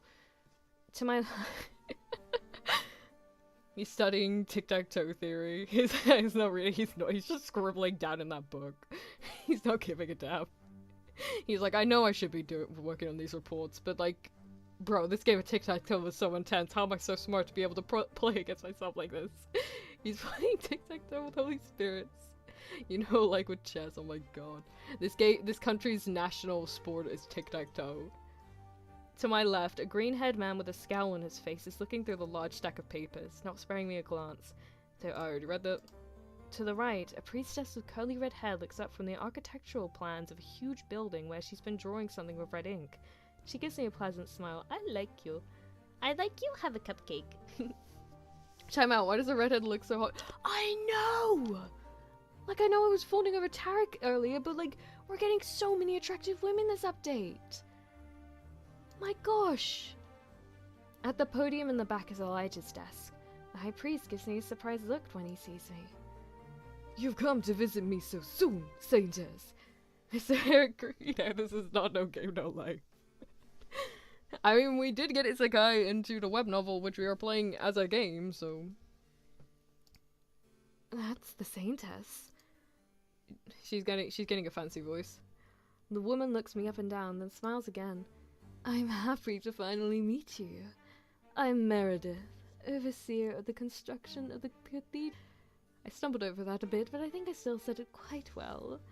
I didn't even know there was a cathedral building being built in the capital. Further evidence of how little Celeste cares about anything other than hunting and horse riding. This, What? Okay, so this dude's called Garrett. Meredith married me. Hey buddy, get in line, I saw her first. You guys have stream delay, I saw her first. But yeah, the, what you call it? What voice do I give I don't have that many male voices. The Saintess, huh? I'm Gareth, Elijah's right hand. That's the only voice I can think of as a southern thing for him. Gareth barely spares me a glance. He must be really busy with organizing his paperwork. His paperwork of tic-tac-toe, yes, so important. I'm here because I want to ask you a favor, High Priest. It's fine to call me Elijah. How can I help? I look at Gareth and Meredith, unsure if I should speak while they're here. Gareth and Meredith are my most trusted people. You can tell me anything you need in their presence. Is something wrong? Chat, this beautiful sister is so... No! Crap, you're right. Actually, wait, no. Wait, no, it was confirmed last time in the last game that they can marry. But they can only marry within the church. So we have a chance, we just have to also become part of the church. I guess if Elijah thinks it's fine, then I'm okay to speak with his two subordinates around us.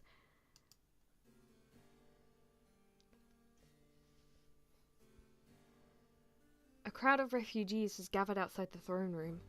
They've come from Barwood, near the battlefront, and want an audience with the Empress. They wish to ask for her help. They have nothing but what they managed to salvage from their town before it burned. They're hungry and badly wounded, but the Empress doesn't want to see them. I'm not religious, but... Wait, we are the Saintess, isn't that kind of halfway count? It does kind of halfway count. We're considered part of the church technically, but we don't have to abide by the church's standards, so we don't have to marry solely within the church. Hence why we can romance Noah and Levi and George if you buy the DLC.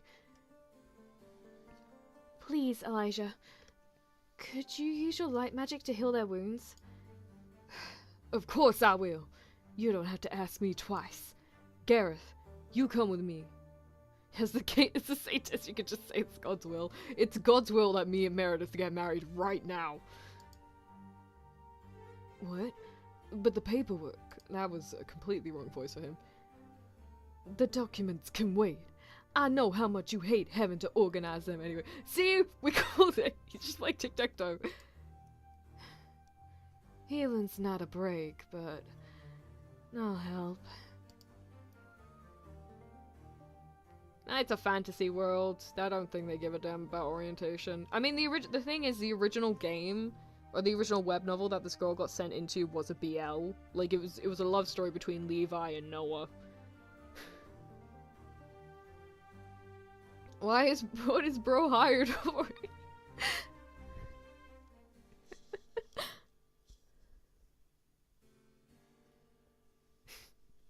He's just hired to play tic-tac-toe.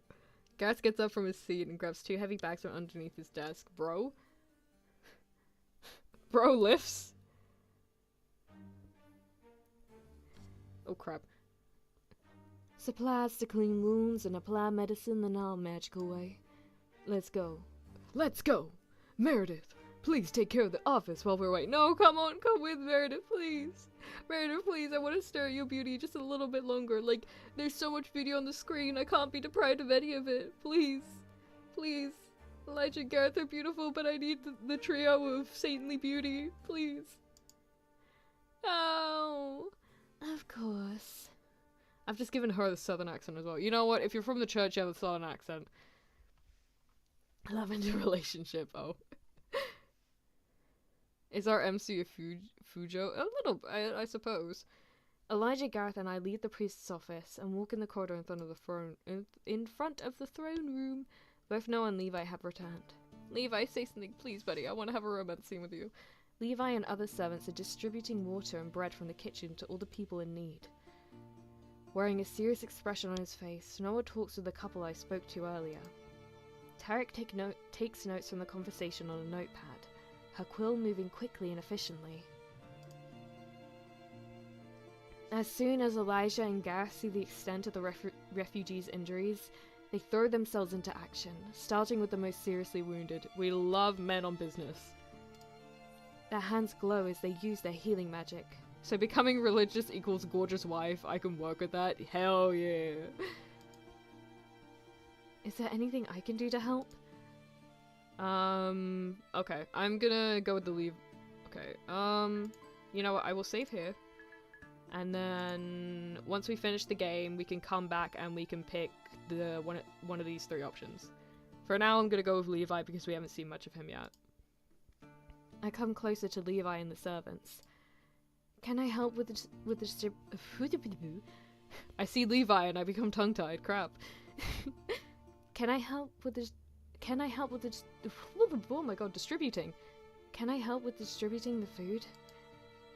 Are you sure, my lady? That's southern.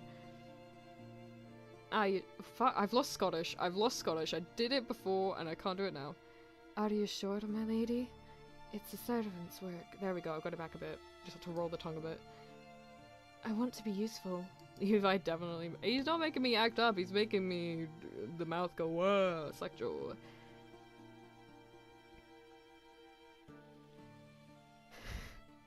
Levi hesitates for a moment, then nods. 1 loaf of bread, 1 piece of cheese, and 1 water skin to each person, including children. Did Levi join the church? No, he did not join the church. Understood. I kneel down next to the crates that Levi and the servants brought here. 1 holds loaves of bread, another holds cheese sliced into generous chunks, and the last 2 crates hold full water skins. Levi organizes the refugees into a neat line. I give him 1 of each provision, and he gives them to the first person in the queue. Meanwhile, the servants distribute food to the badly wounded refugees Elijah and Gareth are currently healing. The servants help some of the injured eat as well. Oh damn, it was doing it for so long, it's nightfall. God damn. I mean, southern accents means church, does it? Is that a thing in America? The more southern you sound, the more likely you are to be in church. Time flies as we hand out the provisions. At some point, I lose count of how many people we fed. Jesus, there are a lot of people there. When we run out of supplies, the servants run to the kitchens and bring more. Shout out to servants! At last, everyone has received their rations. Levi and I sit down by a pillar, snacking on some leftover bread and cheese. I'm so happy we were able to help these people. Thank you, Celeste. You helped as much as I did. Why are you thanking me? Did I say? No, I just said if you're associated with the church, I'm gonna give you a southern accent. Oh wait, no, I get what you mean now. I don't know, maybe Levi will join the church at some point in the story, we'll see. You're the one who got involved in the situation in the first place. You chose to act. I'm grateful for your initiative. I get the feeling Levi took helping the refugees personally. I think I know why he's so happy we helped those people. I remember his backstory in the book. As a child, he lived on the battlefront until his parents perished in a demon attack. He must see a parallel between the situation of these people now and his experience of coming to the capital with his brother 8 years ago. That also explains why he worried about me after I survived my encounter with a fiend. And you gave Levi— it was an accident. Before Levi was chosen to train as a knight, he and his brother escaped a fiend attack and scraped by on whatever they could. They had to rely on the help of others. I give Levi a serious look, nodding. Noah will figure out how to help those refugees further. Don't worry, Levi. May I have everyone's attention? Noah, standing in the middle of the refugee group, speaks up, his expression serious. Now that you are all healed and have been given food and refreshment, I'd like each of your families to come to my office. We'll discuss helping you find a place to settle in the city. For now, though, I'll assign you temporary accommodations.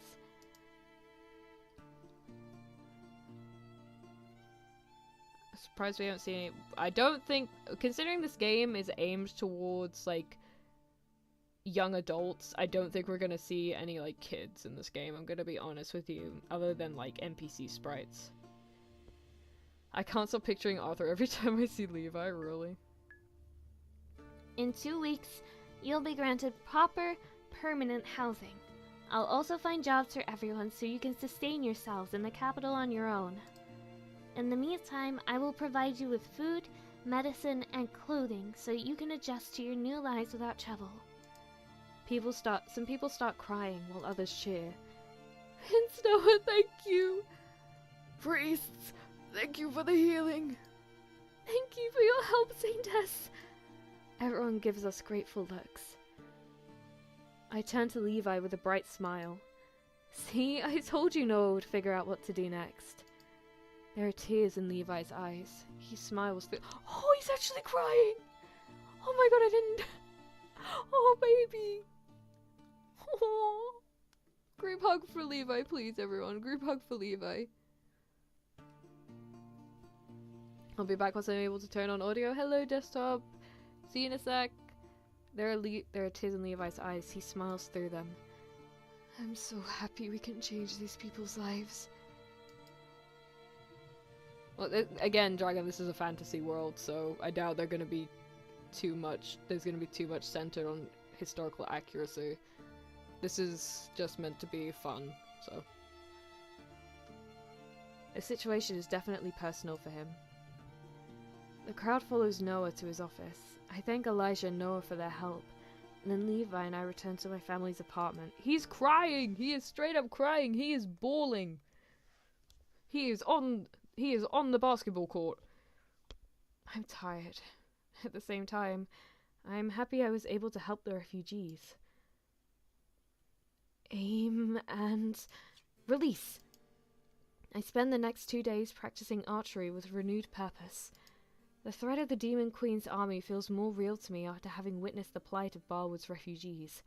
I know who I'm fighting to keep safe, and I'm ready to do more. This war isn't just part of a story anymore.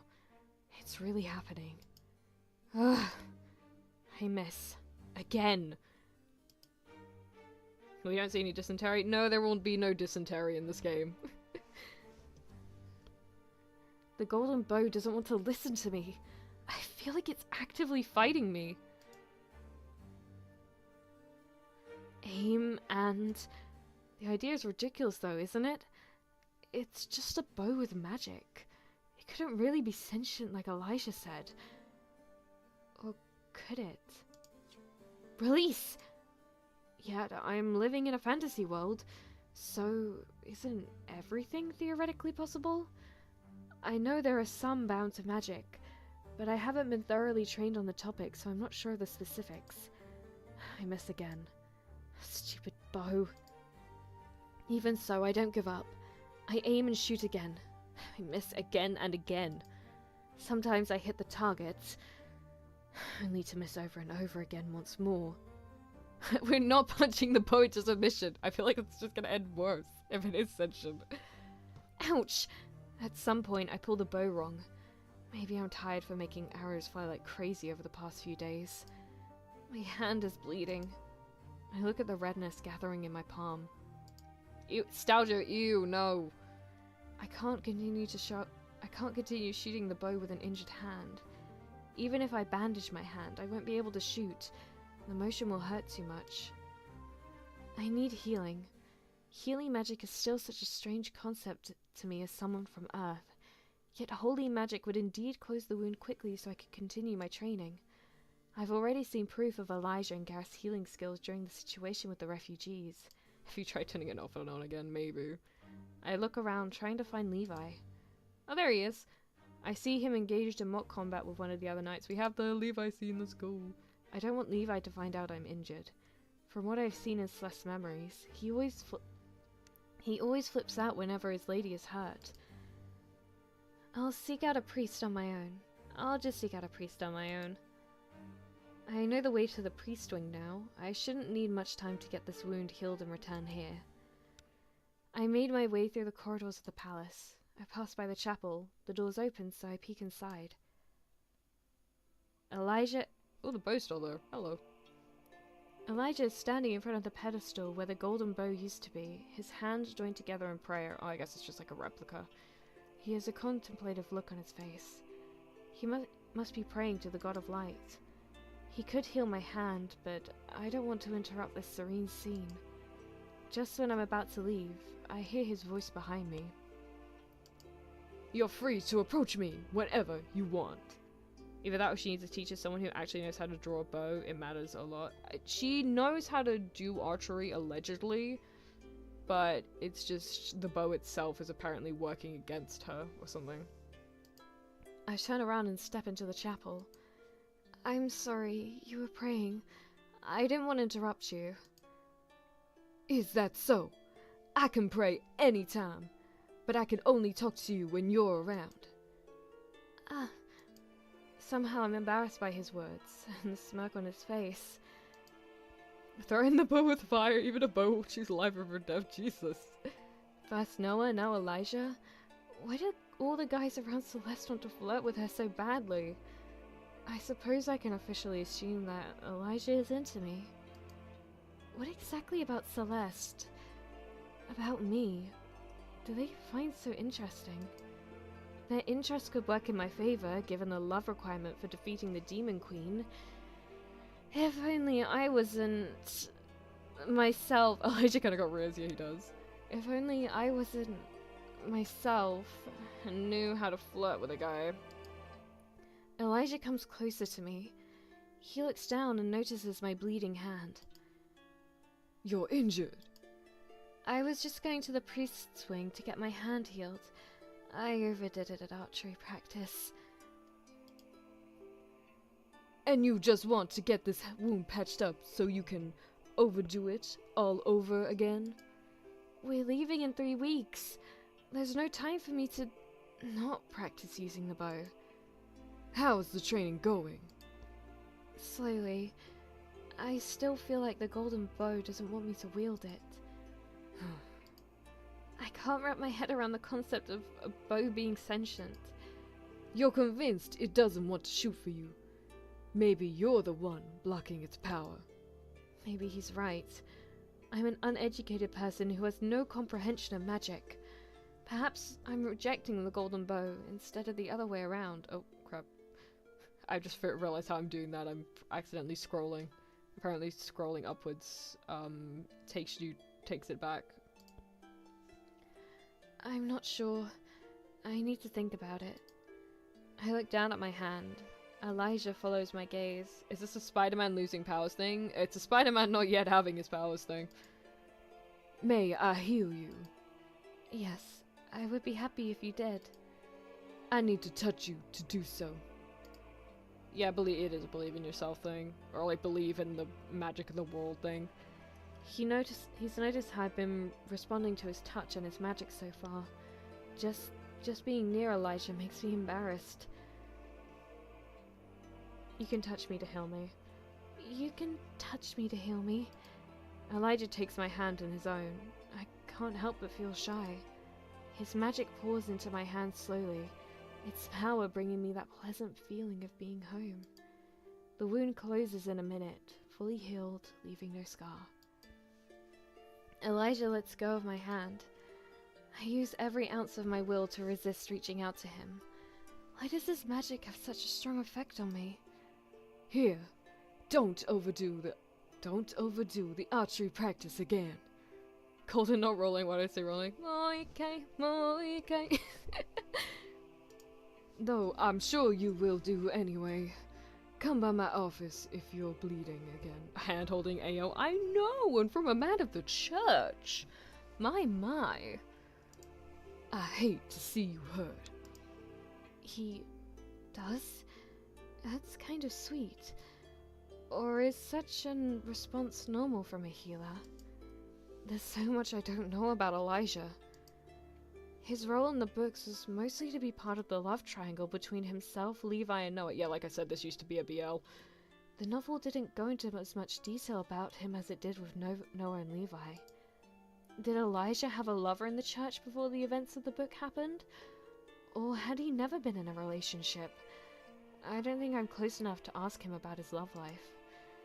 But maybe one day I will be. And then the mystery of Elijah will unravel itself. What is it? Elijah notices how quiet I've been. Thank you. No problem. But what's on your mind? I'm sorry, but his confused face is kind of funny to me. It's so, like... It's so... Not droopy, but it's just, like... Like, he looks... He definitely looks confused. He's not dropping the subject. Forgive me if I shouldn't ask this question, but... We've interacted a few times so far, yet I realize I know so little about you. Elijah laughs. He looks so bewildered, baffled. Yeah, that's it. That's what I was looking for. Elijah laughs, a cheerful and carefree sound. Why would you want to know more about me, of all people? I'm not sure why I'm so interested in Elijah. I can't deny the truth, though. I really do want to know more about him. Fine. I'll tell you something else about me. Darkest Hydra, welcome in. We are playing an Otome called Saintess of the Golden Bow, made by Transparent Games, who have very kindly sponsored today's stream, and we are currently talking with a priest. He held our hand. A man of the cloth held our hand, hand-holding before marriage, so sacrilegious, but we're loving it anyway. Oh, he's taking pity on me? Well, I am interested in hearing what he has to say. I have 3 brothers. I was born a commoner, a farmer's son. He worked his way up. Good on him. When I turned 10, my affinity for light magic was tested, and I found out I was very strong at wielding holy powers. That's why my parents decided to give me to the church. I spent the next 10 years training as a priest and honing my magical skills. Do you miss your parents? I've seen them only 3 times since they gave me up, so no, I don't. We don't have a strong connection. Same with my brothers. If anything, my family was relieved to have one less mouth to feed. That's cool. That's just life. Farmers don't have it easy, especially with the threat of the demons looming closer and closer each year. My parents have a farm that's only a week away from the battlefront by horseback. Should nothing change and the demons continue to advance, the farm will be destroyed by the end of the next decade. He talks about the possible destruction of his parents' farm with such a detached tone. He really doesn't have warm feelings for his family. My colleagues from the church quickly became my family. Gareth and Meredith mostly. We all graduated from the church's collegium together 2 years ago. I hope I pronounced that right. A month later, I turned 18, so it was time for me to test to become the saint. Many people thought I would be the chosen one, given my strong affinity for holy magic. I even took some archery training to prepare, realizing the odds were high for me to be the saint, though I'm nowhere near very skilled at shooting the bow. What is that prediction?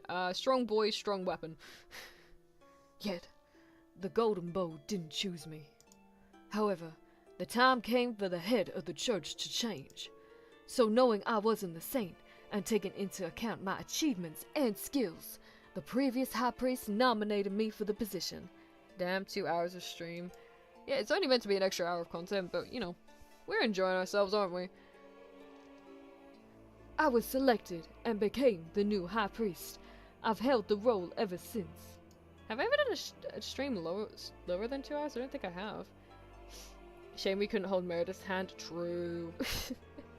Maybe one time when she heals us, we can be close to her. Do you like being the high priest? It's a lot of paperwork and making major decisions. I do enjoy the job most of the time. Has the information I've given you about me satisfied your curiosity? Truth be told, I'm more interested in small things like Elijah's favorite food or color, though I shouldn't be. We're nowhere near close enough to ask about such personal details. The tidbit he shared about his relationship with his family was new to me, but the rest I already knew from the book. None of it helped me figure out why I'm so interested in Elijah. Still, I feel like it would be improper to do anything else at this point but nod and agree with him. Are there any waifus in this game? It's an Otome, so the love interests are 3 dudes, but all the women are very attractive. Yes, thank you for sharing more about yourself with me. I'm happy to quote your thirst for knowledge regarding myself. Now then, I need to return to the office. The MC and their sister. The MC is adorable. Her sister even more adorable. It was nice chatting with you, Saintess. We should talk more often. With those words, he walks out of the chapel without sparing me another glance. He just walks away. Cool guys don't look back at emotional explosions. Sorry, dry mouth again. How curious. In a sense, I do know more about Elijah now. Yet I also realize just how much more I might need to learn so I can figure out why I feel an attraction towards him.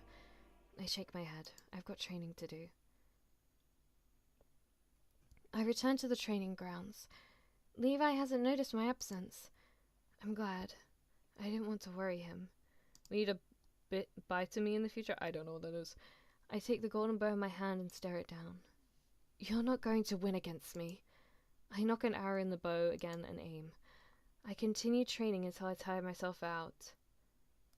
Oh, thank you. Thank you, Dragon. I'm very glad Elijah cares and doesn't resent Celeste. Same.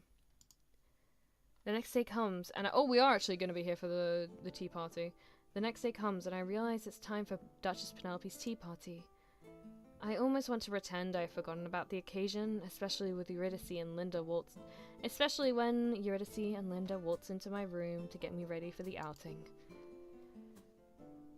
The tea party is a more informal affair than a ball or an audience with the Empress, so I opt for a modest dress. We arrive at the royal gardens just in time for the event. Tables are set up and laden with so many kinds of colourful cakes that my mouth waters. If only I wasn't a noble lady. I'm supposed to mind my manners and eat daintily. Otherwise I would have taken a full cake of each flavour all for myself. Bye, Otome. Oh, bye, Otome. I've been trying to find one of those, honestly. I feel like they'd be fun to play as well, but even saying that, like, even if it is just male love interests here, which I feel like you guys are still really enjoying it, aren't you?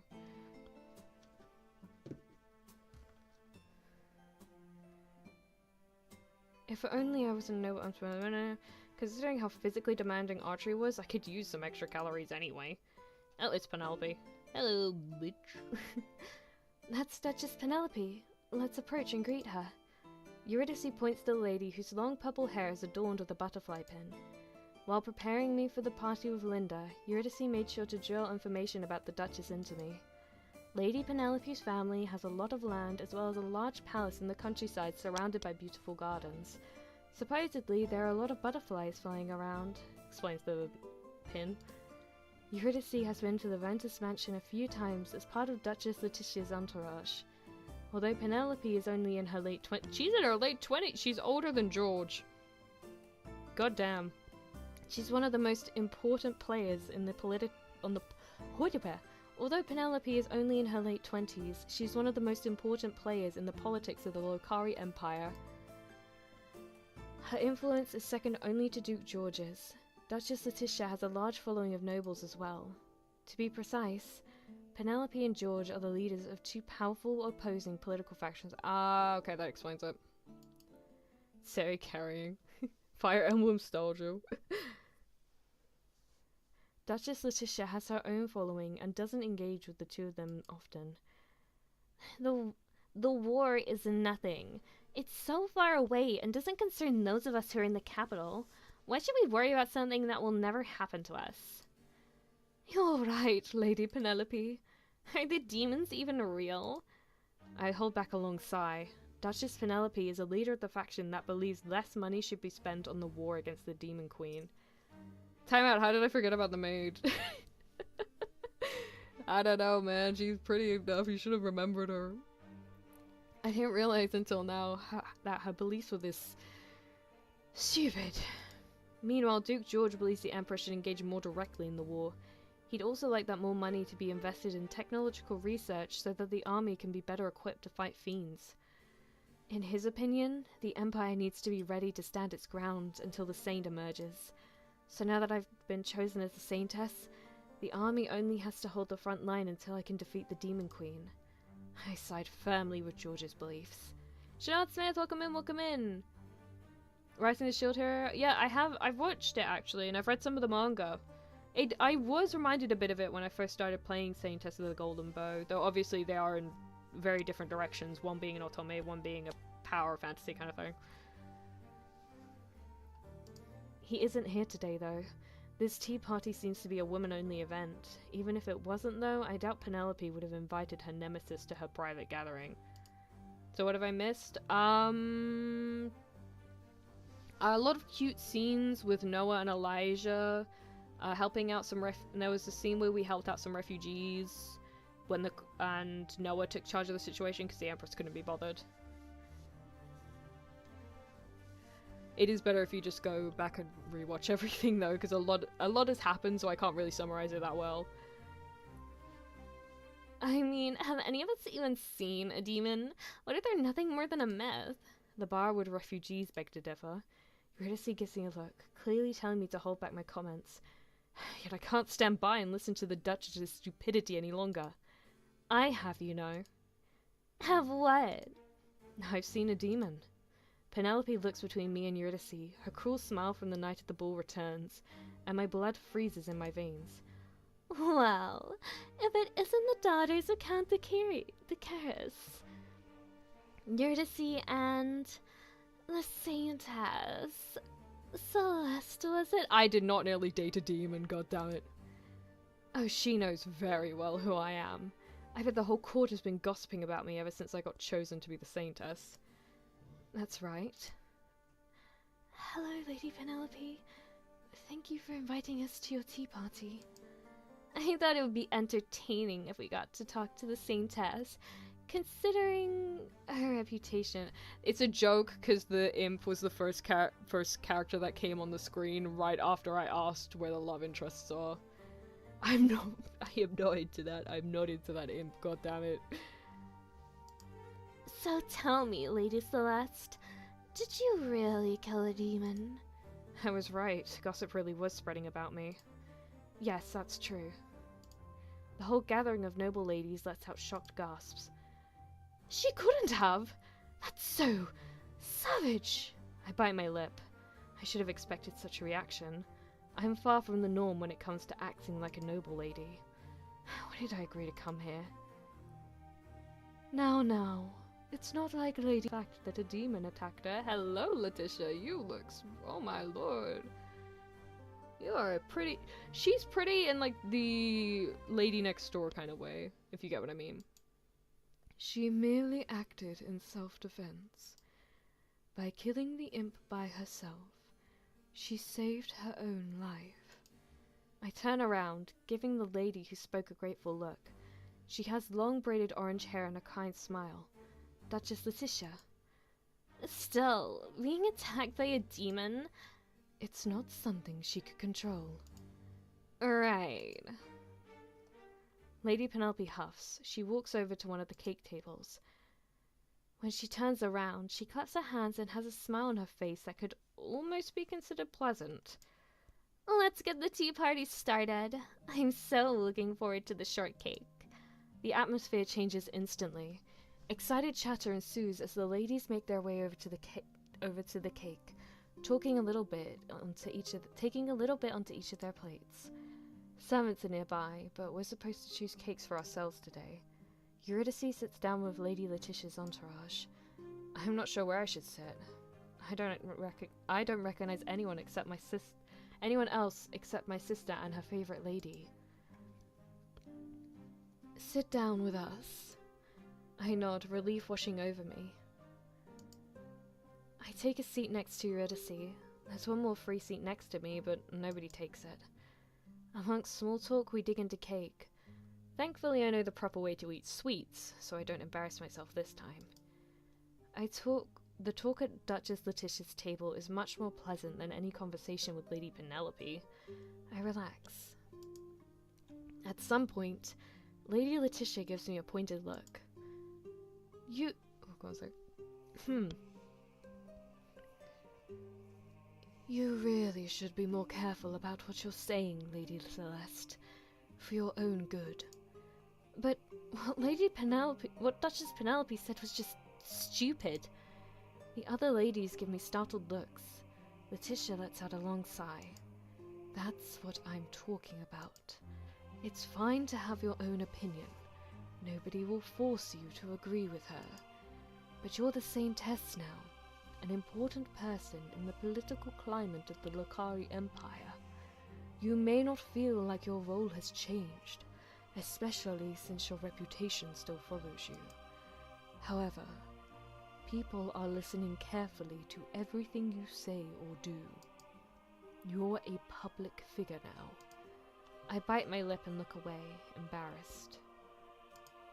I'm sorry that I'm so inadequate. Duchess Penelope doesn't believe the war is important. Duke George has the opposite opinion. If you wish, you may formally join the side of either of them, or you may choose to stay politically neutral, like I am. You're focused on the quest to defeat the Demon Queen now, but a time will come when you'll return from your journey, and you will still be the Saintess. Think carefully on what you want to do. Right. I love how there's enough of a focus as well on the afterwards, as well as the present, because typically with stories, they only focus on the here and now. The fact that there's enough forethought from all the characters to be like, hey, there's going to be consequences from what you do is, honestly, I like it. It also very much works with a visual novel where your choices affect the outcome. The Letitia is a good example of a humble noblewoman. She is. Also, I just love the freckles. We need more character designs with freckles. It may be that the demon army will disperse once their leader is slain, or we may have to fight the remaining demon hordes for decades to come. The debate between Penelope and George may become unimportant, or it may grow into the most heated topic in the court. Be mindful of what impact your words have and choose them wisely. Thank you for your advice. The Duchess has really given me something to think about for the future. I've been so focused on my training that I haven't thoroughly considered the politics of my situation. Lady Letitia is right, though. The Saintess is more than just a tool to end the war. I'm afraid that this is a story-based game, so I'm afraid this is what you're gonna get from it. I'm quite enjoying the story so far, though. I'll think more carefully about what you said. Well, that's what the long face says. Oh, that's a man. Someone's like next to me, a man. What's a man doing at an all-girls party? What the flip? Noah. No, don't come out of nowhere like that. I turn around to see Noah sitting next to me with a wide grin on his face. Noah? What are you doing here? I was taking a break from work and decided to go for a walk in the gardens. Oh god. I saw you having a fun tea party, so I figured I'd crash it. Just like that? You figured you'd crash it? Perks of being the crown prince. I glare at Noah. He chuckles. This table is talking about such serious matters, though. Why don't you ladies enjoy yourself more? Especially you, Celeste. I hear you're training really hard. I am. That's good. I like women who know their way around weapons. I blush at the implication of what Noah just said. He's flirting with me again, making me embarrassed, and this time he's doing it in front of a table full of wide-eyed noblewomen. Noah? I hope no one in chat is ginger. You say when your profile picture is that of a ginger. I mean, it's not really true. I give the prince a serious... So it's not... Noah is the crown prince. I give the prince a serious look. Why are you teasing me so much? My words startle him. Why? Please stop flirting with me. It's really bothering me. You're sending the wrong signals, acting like you're really interested in me. Listen, leave my man alone. Listen, leave him alone. He's still ginger no matter whether I leave him alone or not, KB. You don't know enough to be so casual with me. I shouldn't be this casual with him either, but his words set the tone for this exchange, and now I can't hold back the bite from my voice. What if I have a good reason for flirting with you? This is the worst character to give the Kumo voice to. I ate a Sonic game once. Oh, oof. Oh, so he agrees he's been flirting with me this whole time. What good reason? I rather enjoy seeing you both blushing and mad. You're a great distraction for organizing the party for our quest. Besides, you know I can be serious when needed. He's referring to when we worked together to resolve the refugee situation. I can't help but feel mad regardless. I don't want to be your distraction. Please stop teasing me. He's being freaky. I don't think he's being that freaky. Free Noah. We have the Noah advocate. Noah throws his head back and laughs. There you are all getting all mad and flustered again. A shade of blushing plain. Oh, thank you, hi. Thank you for subscribing. That shade of blushing pink looks lovely on your face. Noah. Prince Noah, this is supposed to be a women-only party. Duchess Penelope approaches us with a frown on her face. I've had my fill of sauce expressions anyway, so I'll get going. Noah, people will get the wrong idea. Have you ever seen me care about what the court says about me? I hadn't. They called him the Mad Prince, though, and he was really living up to his name right now. Desktop, no. Bye, Celeste. Good luck on the training. Goodbye, ladies. The cake was excellent. He managed to snag a bite of cake during our conversation, and now he loads a bunch of cakes onto a plate before finally walking off. I wish I could act with so much freedom. Yet Lady Letitia just told me I can't act how Noah does. A shame, really. Desktop, please. That's breaking rule number 1. Please stop talking about that now. That was, let's continue the tea party. The rest of the party is uneventful if a bit boring. However, considering how hard I've worked the past week, I appreciate being able to just sit down and take part in light conversation. Eurydice was right about this outing being good for me. Thank you, Desktop. I avoid interacting with Lady Penelope and her entourage for the rest of the party, sticking with Letitia and her ladies instead. I don't embarrass myself any further. A few days later, after countless failed attempts at accessing the Golden Bow's magic, I visit the priest's office again. Oh, it's all three. Meredith! Meredith! Saintess!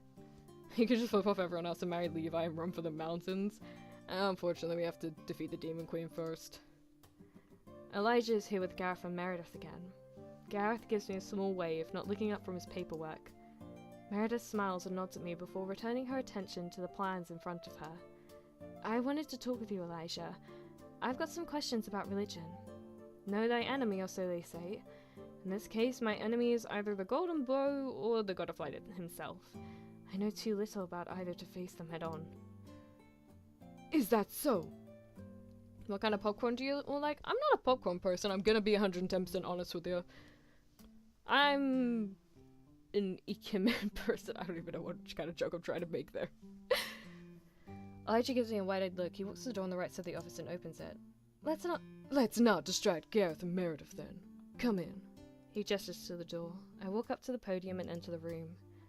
Oh, he's got a little lounge. I find myself in a cozy living room with a beige decor. Plants are even more plentiful here than in my office. What is this place? We're in my apartment.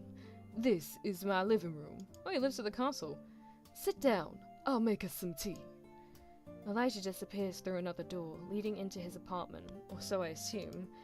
I sit down on the couch, trying to relax. Elijah returns after a while and pours us both some tea. He takes a seat in the armchair. Do you like plants? I gesture to the decor around us. I do. They are God's creations. They feast on the light he gives, and it helps them grow. Does Elijah know about photosynthesis? The view he just shared must have some myth of the religion that's surprisingly close to scientific reality. What would you like to know about our religion? Can you remember how the world came to be?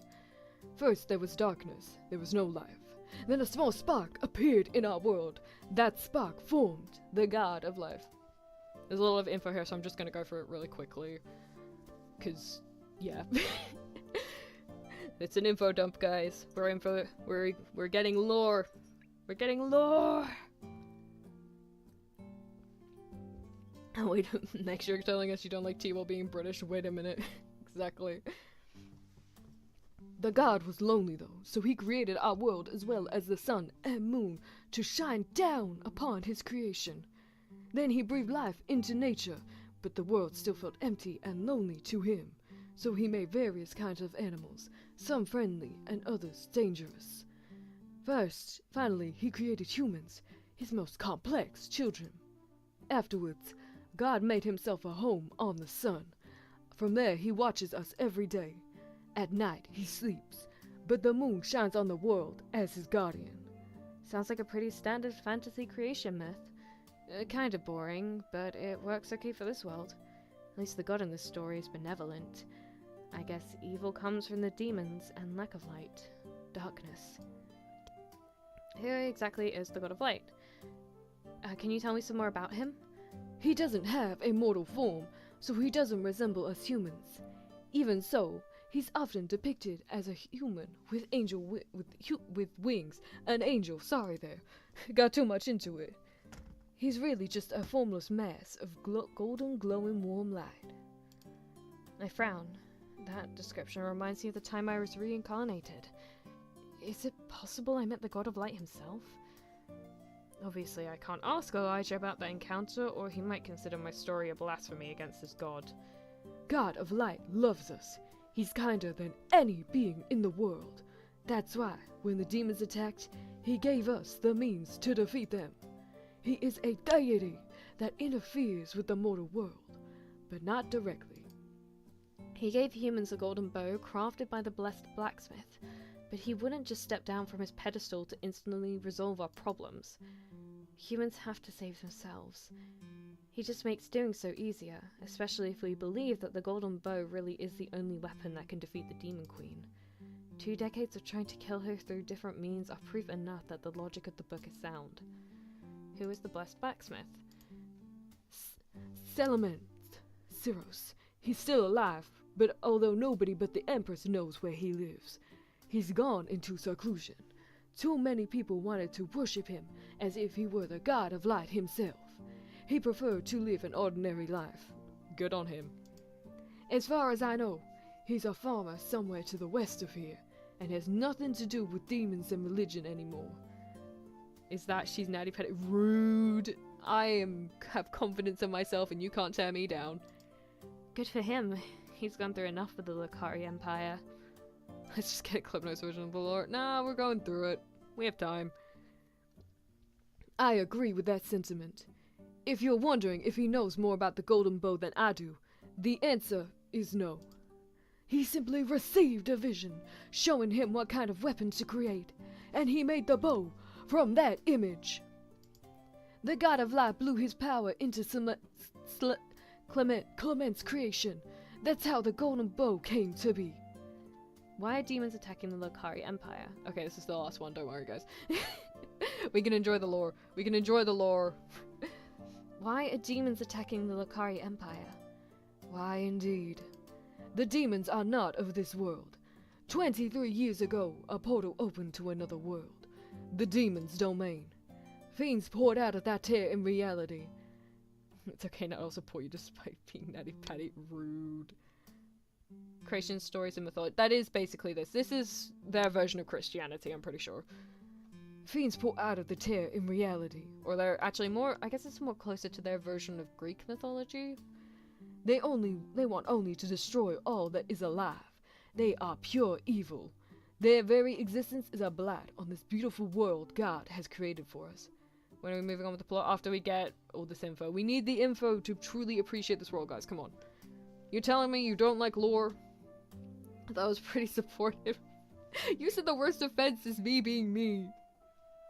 And you still support, even if you still support me if I am me. You still said that.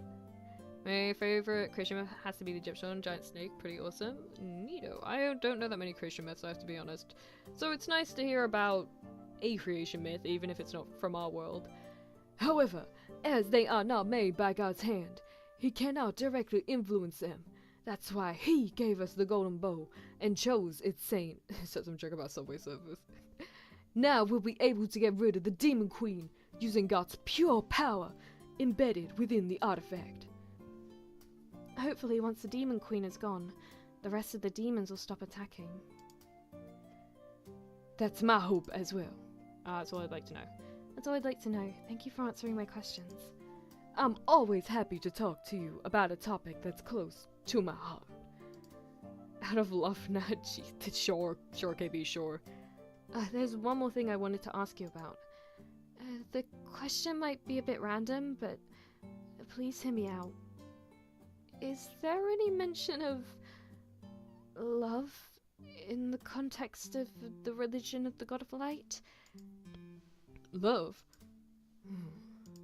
Silence falls between us. Elijah gives me a long look. I let him think.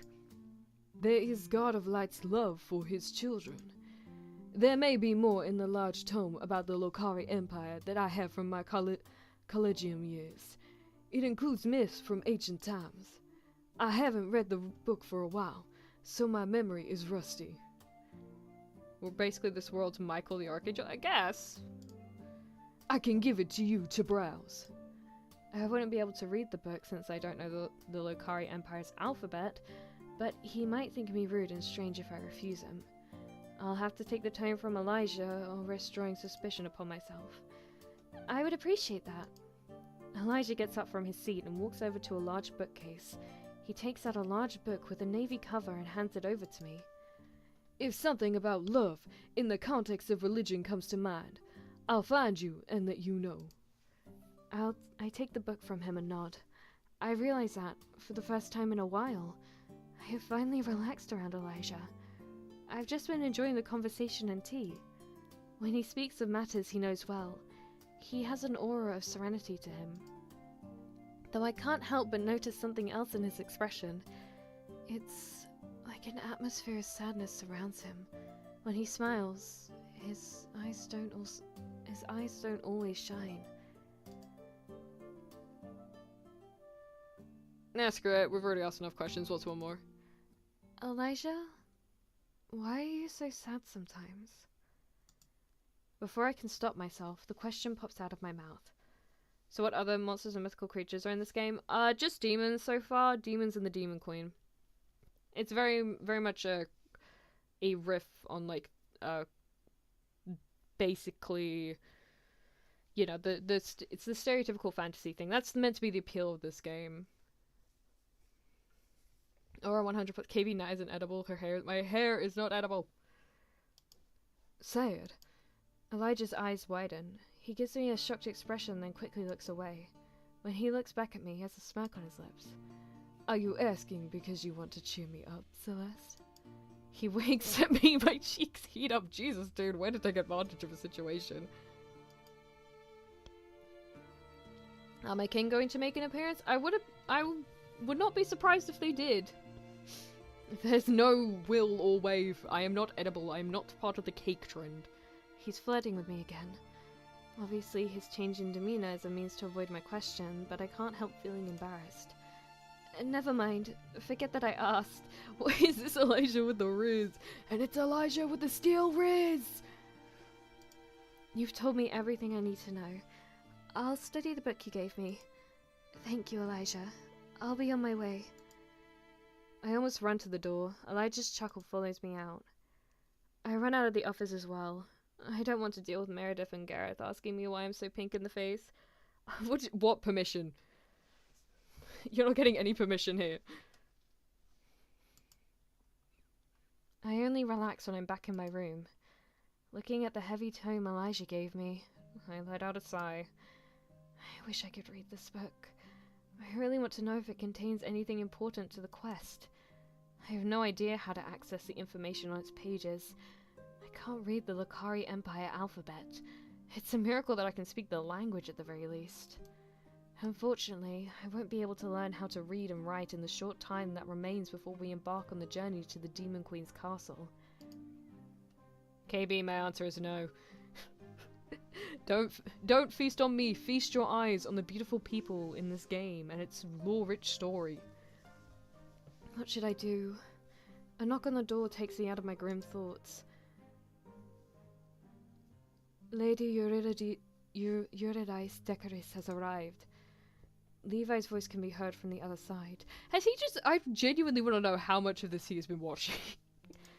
I wasn't expecting Eurydice today, but she often pops in at random times to see me in between all the tea parties she attends.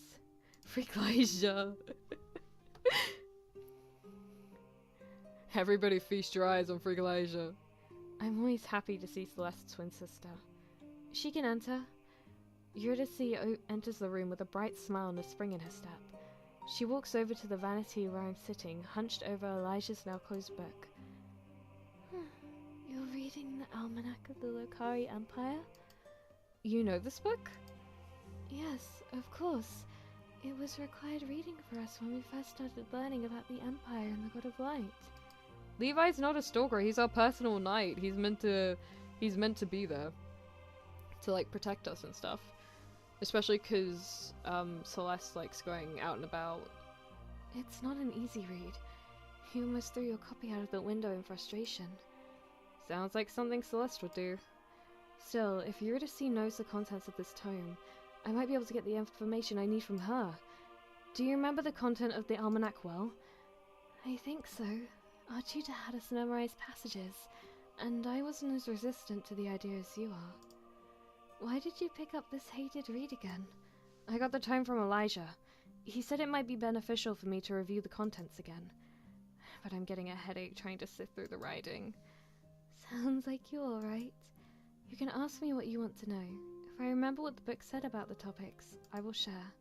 Thank you for your help, Eurydice. You're a blessing. What would you do without your sister? You'd be quite lost if not for me. There's nothing else I can do but agree with that statement. Okay, we got 3 more questions. 3 more bits of lore. How are the religion of the God and Light and the history of the Lucari Empire connected? The first emperor, ages ago, was blessed with the power of light magic. He was also the first high priest who founded the Church of the God of Light. Wait, so the 2 positions were part of a single role at first? Yes, that situation was how the Lucari Empire came to be called the Sun.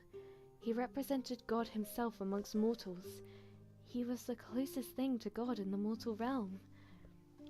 I just want Celeste to be a girl boss. She is... Yeah, Levi is a love interest. He just hasn't really been showing up much in this part. Unfortunately. Levi, come back. Scrangle, hello! Hello, hello, Scrangle.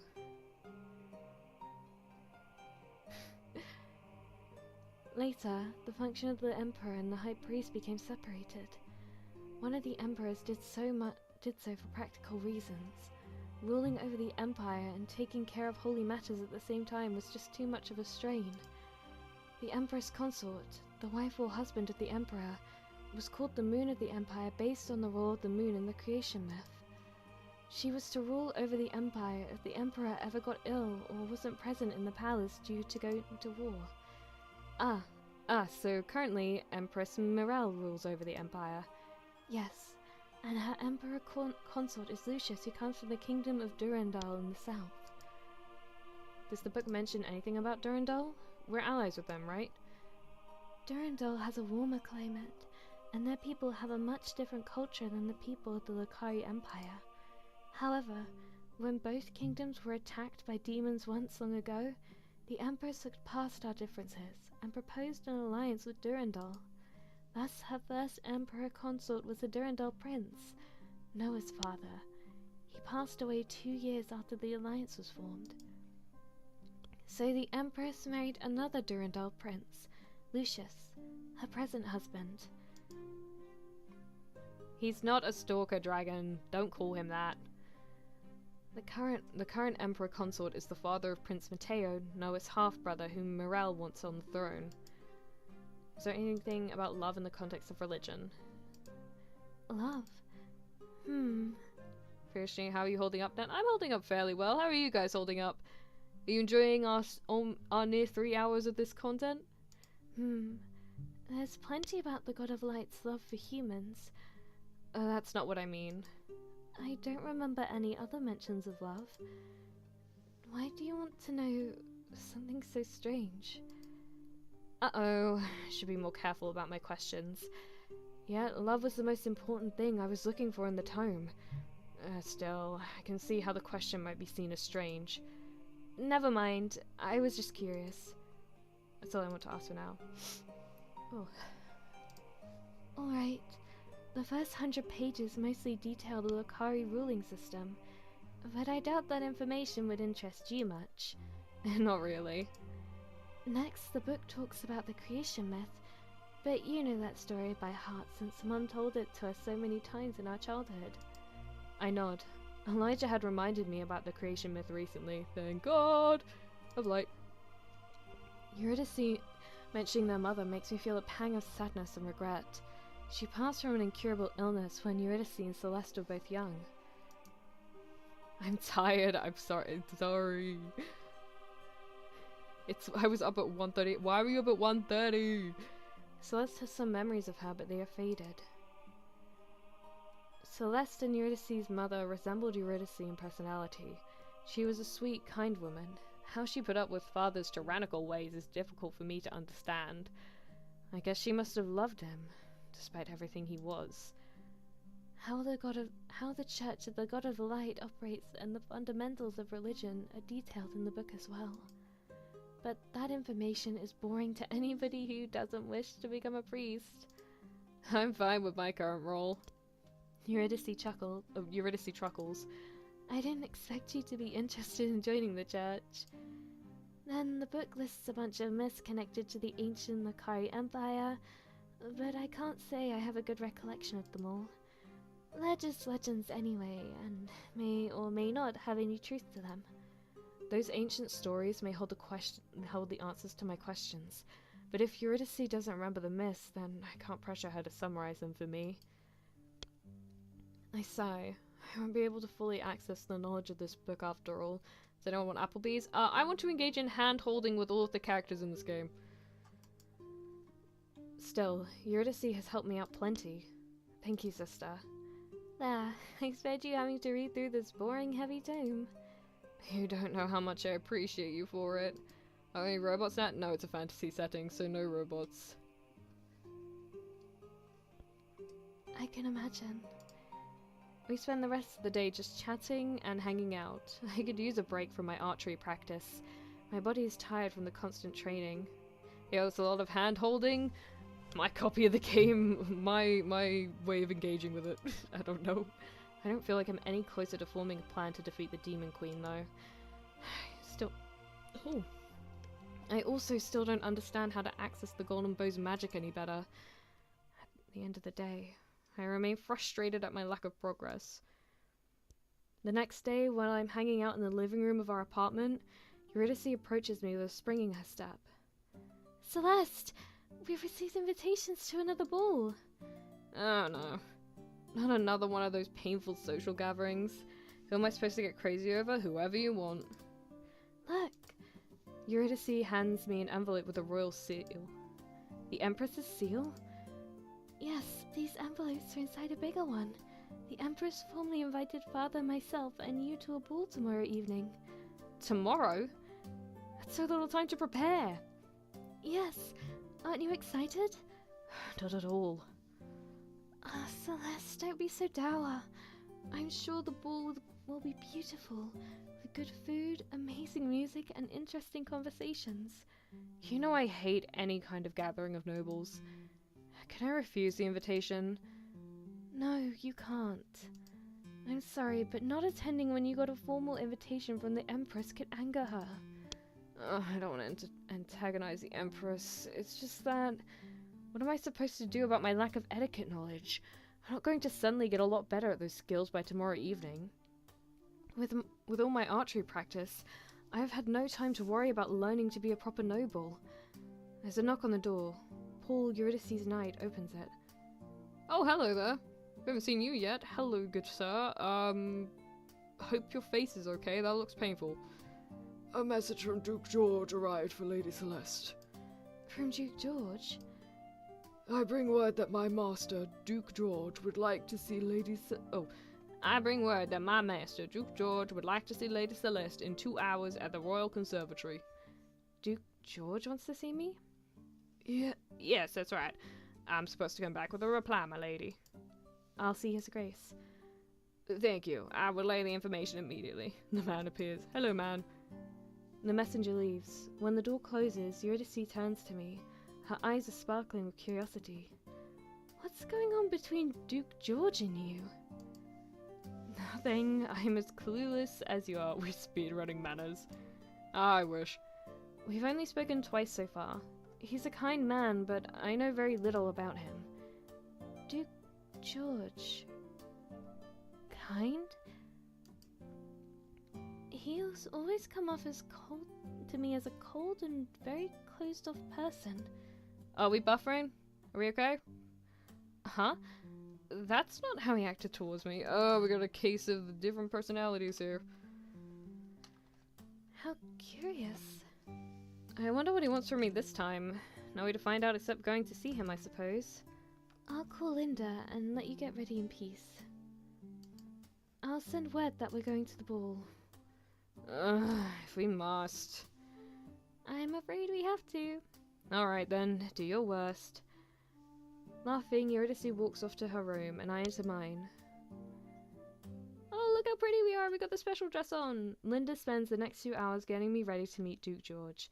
It's almost like we're paying for a ball, considering I've been summoned by someone so important. All the while, I continue to wonder why George wants to see me. Now we got a little tea party. When I arrive at the conservatory, I'm in awe at the splendor of the large glass building. What if it's not actually King George IV? It is Duke George. D-U-C... D-U-K-E... Wow, I can spell. Plants I've only seen in books on the Kingdom of Durandal fill out the greenhouse, alongside vegetation from the Lakari Empire. In the middle of the room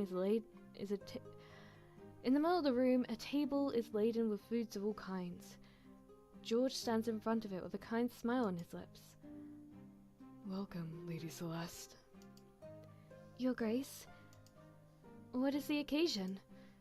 I take another look around. That's enough food for a party.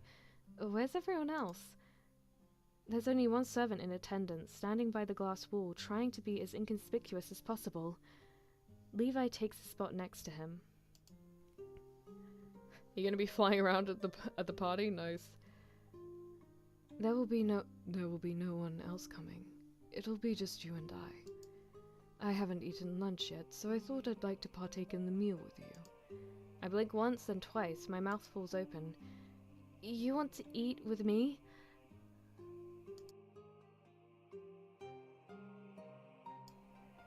You all need to go. Maybe I'll be back for the end of stream, but if we are nearing the end, goodbye. I'll see you in Discord. Bye bye, Stalgio. Thank you for coming in and staying in so long. Thank you, thank you. I want to scream at him to explain himself. What is it about me that interests him enough to offer me a table full of food as well as his prestigious company? Isn't he supposed to be one of the key players in Lakari politics? Does he want to ally himself with the Saintess? But I have no standing in the Lakari Empire. I'm the 4th highest ranking person in name only. George continues smiling, gesturing to the table. He's been nothing but kind to me so far. Eurydice called him cold and detached, but that's not the impression I have of the Duke. Yes, that's right. I would go even further. I have a proposal for you. Oh, so he does want something in return for his gesture. I'd like to offer you a private etiquette lesson. You... what? I noticed your lack of proper table manners during the last ball. I can't fix your lack of knowledge in one sitting, but I'd at least like to help prevent you from getting embarrassed in front of the court. I'm surprised and a little touched by George's kind offer. But why do you want to help me? Perhaps I have an interest in you and would like you to feel better in your skin as a noble lady. An interest? What kind of interest? Stab me something the most awesome thing ever? Ooh! George chuckles. Do I feel in cursive? Yes. Nothing suspicious, I assure you. Now, will you accept my offer of help? It's not like I have a choice. George is offering me exactly what I need right now. With tomorrow's ball coming up, I'm already stressed about my guaranteed poor performance at the table. If he can help me feel more at ease during the ball, maybe I'll actually be able to tolerate the social gathering. I should accept, even if I end up indebted to the Duke. Alright, I accept your kindness. Good. Sit down, please. He pulls out a chair for me. I sit down at the table and give the food a good look. George takes a seat next to me. He gestures to the utensils. Let's go over which utensil you should use for which type of food. We'll sample small bites of everything together. We spend the next hour nibbling at food while George slowly and carefully explains the proper etiquette to me. He tells me about the utensils, corrects my posture, gives me pointers about what to say and which topics not to broach during a meal. Then those are all the basics you need to know. If you review everything I taught you once you return to your family's guest apartment, you should be able to recall most of the lesson for tomorrow. Is George the fourth, but he got Isekai? My god, no, it's not. He's a duke. He's a high-standing duke. We technically do outrank him, but the character knows next to nothing about Isekai, about etiquette, because she was Isekai'd. Thank you so much. Yang, don't confuse Darkus. I'm really grateful for your help. I can't have the Saintess, one of the most important people in the Lokari Empire, be belittled for not being a proper noble. Thank you. I know the truth. That's what you think. More importantly, I don't want you to have an anxiety attack again. You noticed? I saw the condition often during my time as a general, in my soldiers. Lowered field of view, trouble breathing, body shaking, wanting to bolt like an injured animal. I recognized all the signs in you during the last ball. I'm sorry I couldn't follow you out into the gardens. A noble cannot leave the dining table during a meal. I understand. So I made that big of a blunder? Your behavior won't win you any favors, but I fully understand the need to get away. You've been burdened with a huge responsibility, expected to fit a grand image people have created in their heads of you. I know how that feels, and I don't want you to suffer further.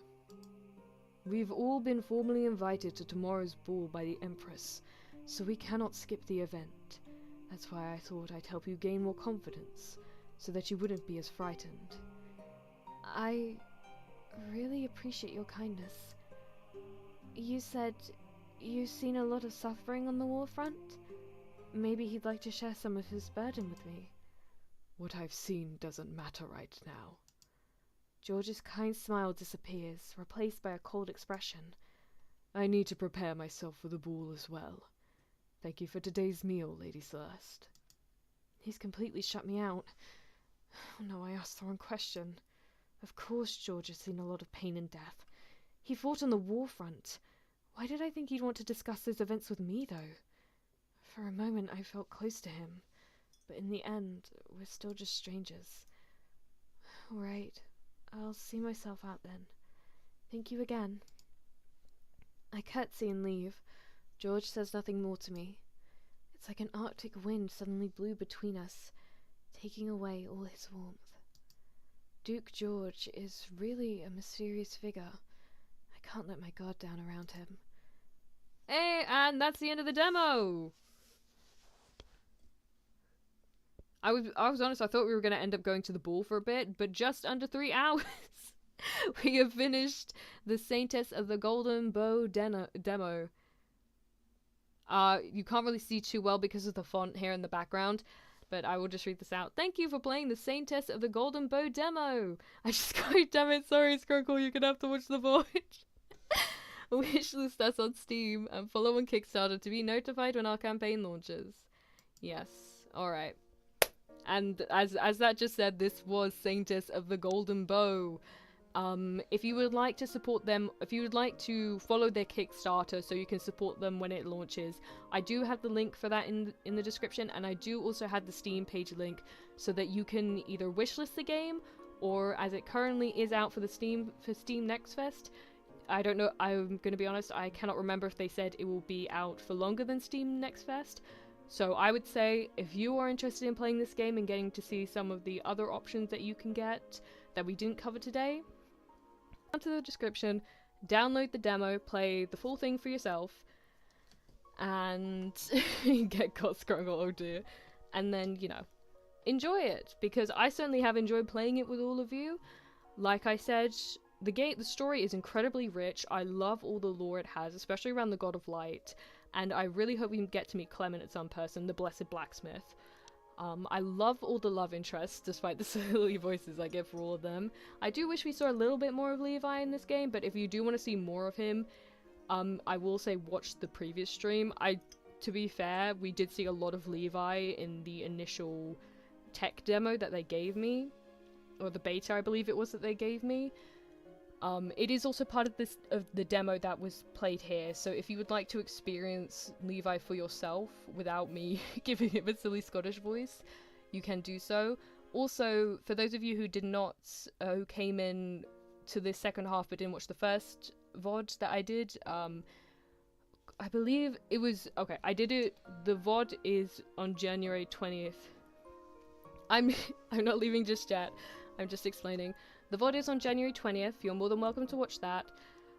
But as I was saying, they didn't do it in this one, but when there is a CG for each of the love interests, you do get to hear their voice. This game is partially voice acted when there is either a special scene or some artwork. Any yogurt? No. Oh well, I didn't stay that long, but this game looks promising. It is incredibly promising. I'm hopefully, like, I know I've been sponsored, but this isn't coming from a place of sponsorship, this is coming from a place of I do genuinely enjoy this. I myself am a huge Otome fan.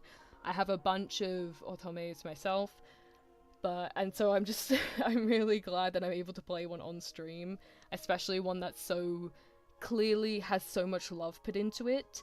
So again, I will encourage you to save the Kickstarter so you can be notified when it starts, so that you can, if you enjoy it as much as me, please do consider supporting them.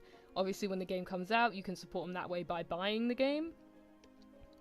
This Transparent Games also does have other games on itch.io, and those ones are free. So if you don't have the money currently, but would still like to either support them in some capacity or check out some more of their work, you can go right over to their itch.io.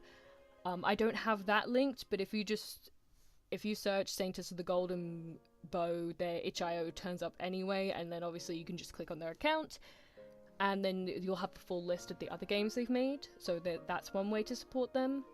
Or, like I said, they also, like I said, the Kickstarter, but there is also the fact that they are, what's the word? Well, brain dead off there. Just genuinely spreading the news of Saintess of the Golden Bow is a great way to just get word out so they can get more attention and therefore more love put into the game. I wonder how much this will be. I don't know, unfortunately. I cannot say how much they are planning to sell this for. The price likely is going to... I can't say anything on the price. I'm not going to bother saying anything for the price because I'm not associated with the game development in any way. But yeah, this game does deserve to be monetized. So that's the best way I could say it. Be paid for. Awesomest sauce. Looking forward to this game. When this game comes out, you should play it, Sari, seriously. All of you should play it. Anyway, once again, Thank you so much, so much to Transparent Games for being willing to sponsor me to play this game again. I had so much fun doing so. And I really hope that we get to play the full version. Obviously the full version is coming out, but I hope that you guys enjoyed it enough so that we can play the full version on stream again. Or just like any more of it, depending on the development. If not, then I will definitely be playing it my personal time, but you guys better enjoy this, because I want to play it on stream. I want to do silly voices for the boys. This looks really fun, it does. All games nowadays cost an arm and a leg. Unfortunately, yeah, inflation's a bitch. We need more Levi. We do. That, again, that's my one thing. I wish we saw more Levi. But yeah, this has been Saintess of the Golden Bow by Transparent Games. Thank you so much for sponsoring me. I know I just said that, but I do want to reiterate it. I have had such a fun time playing this game. I've had such a fun time hanging out with you guys. Coming up on 3 hours now, so that's gonna be great. True Levi content. I will be searching up Levi fan art later to fill the void. Need more King George the Fourth. Well, we can stare a fan out of him too, can't we? Great stream, yeah, hooray! But yeah, guys, I will be calling it here tonight. Thank you all so much for watching. If you find any fan art of anything to do with this game, make sure to make me aware of it. Even if I wasn't here for much of it. Honestly, you were here for enough of it, KB. But yeah, thank you all so much for watching. I hope you all have a wonderful day or night, wherever you are. Love you all. Love the boys in this game, and the girlies. Oh my god, the girlies and the boysies. Is there a version of girlies for boys? But anyway, hope you have a wonderful day or night, wherever you are. Love you all. See you later. Bye bye.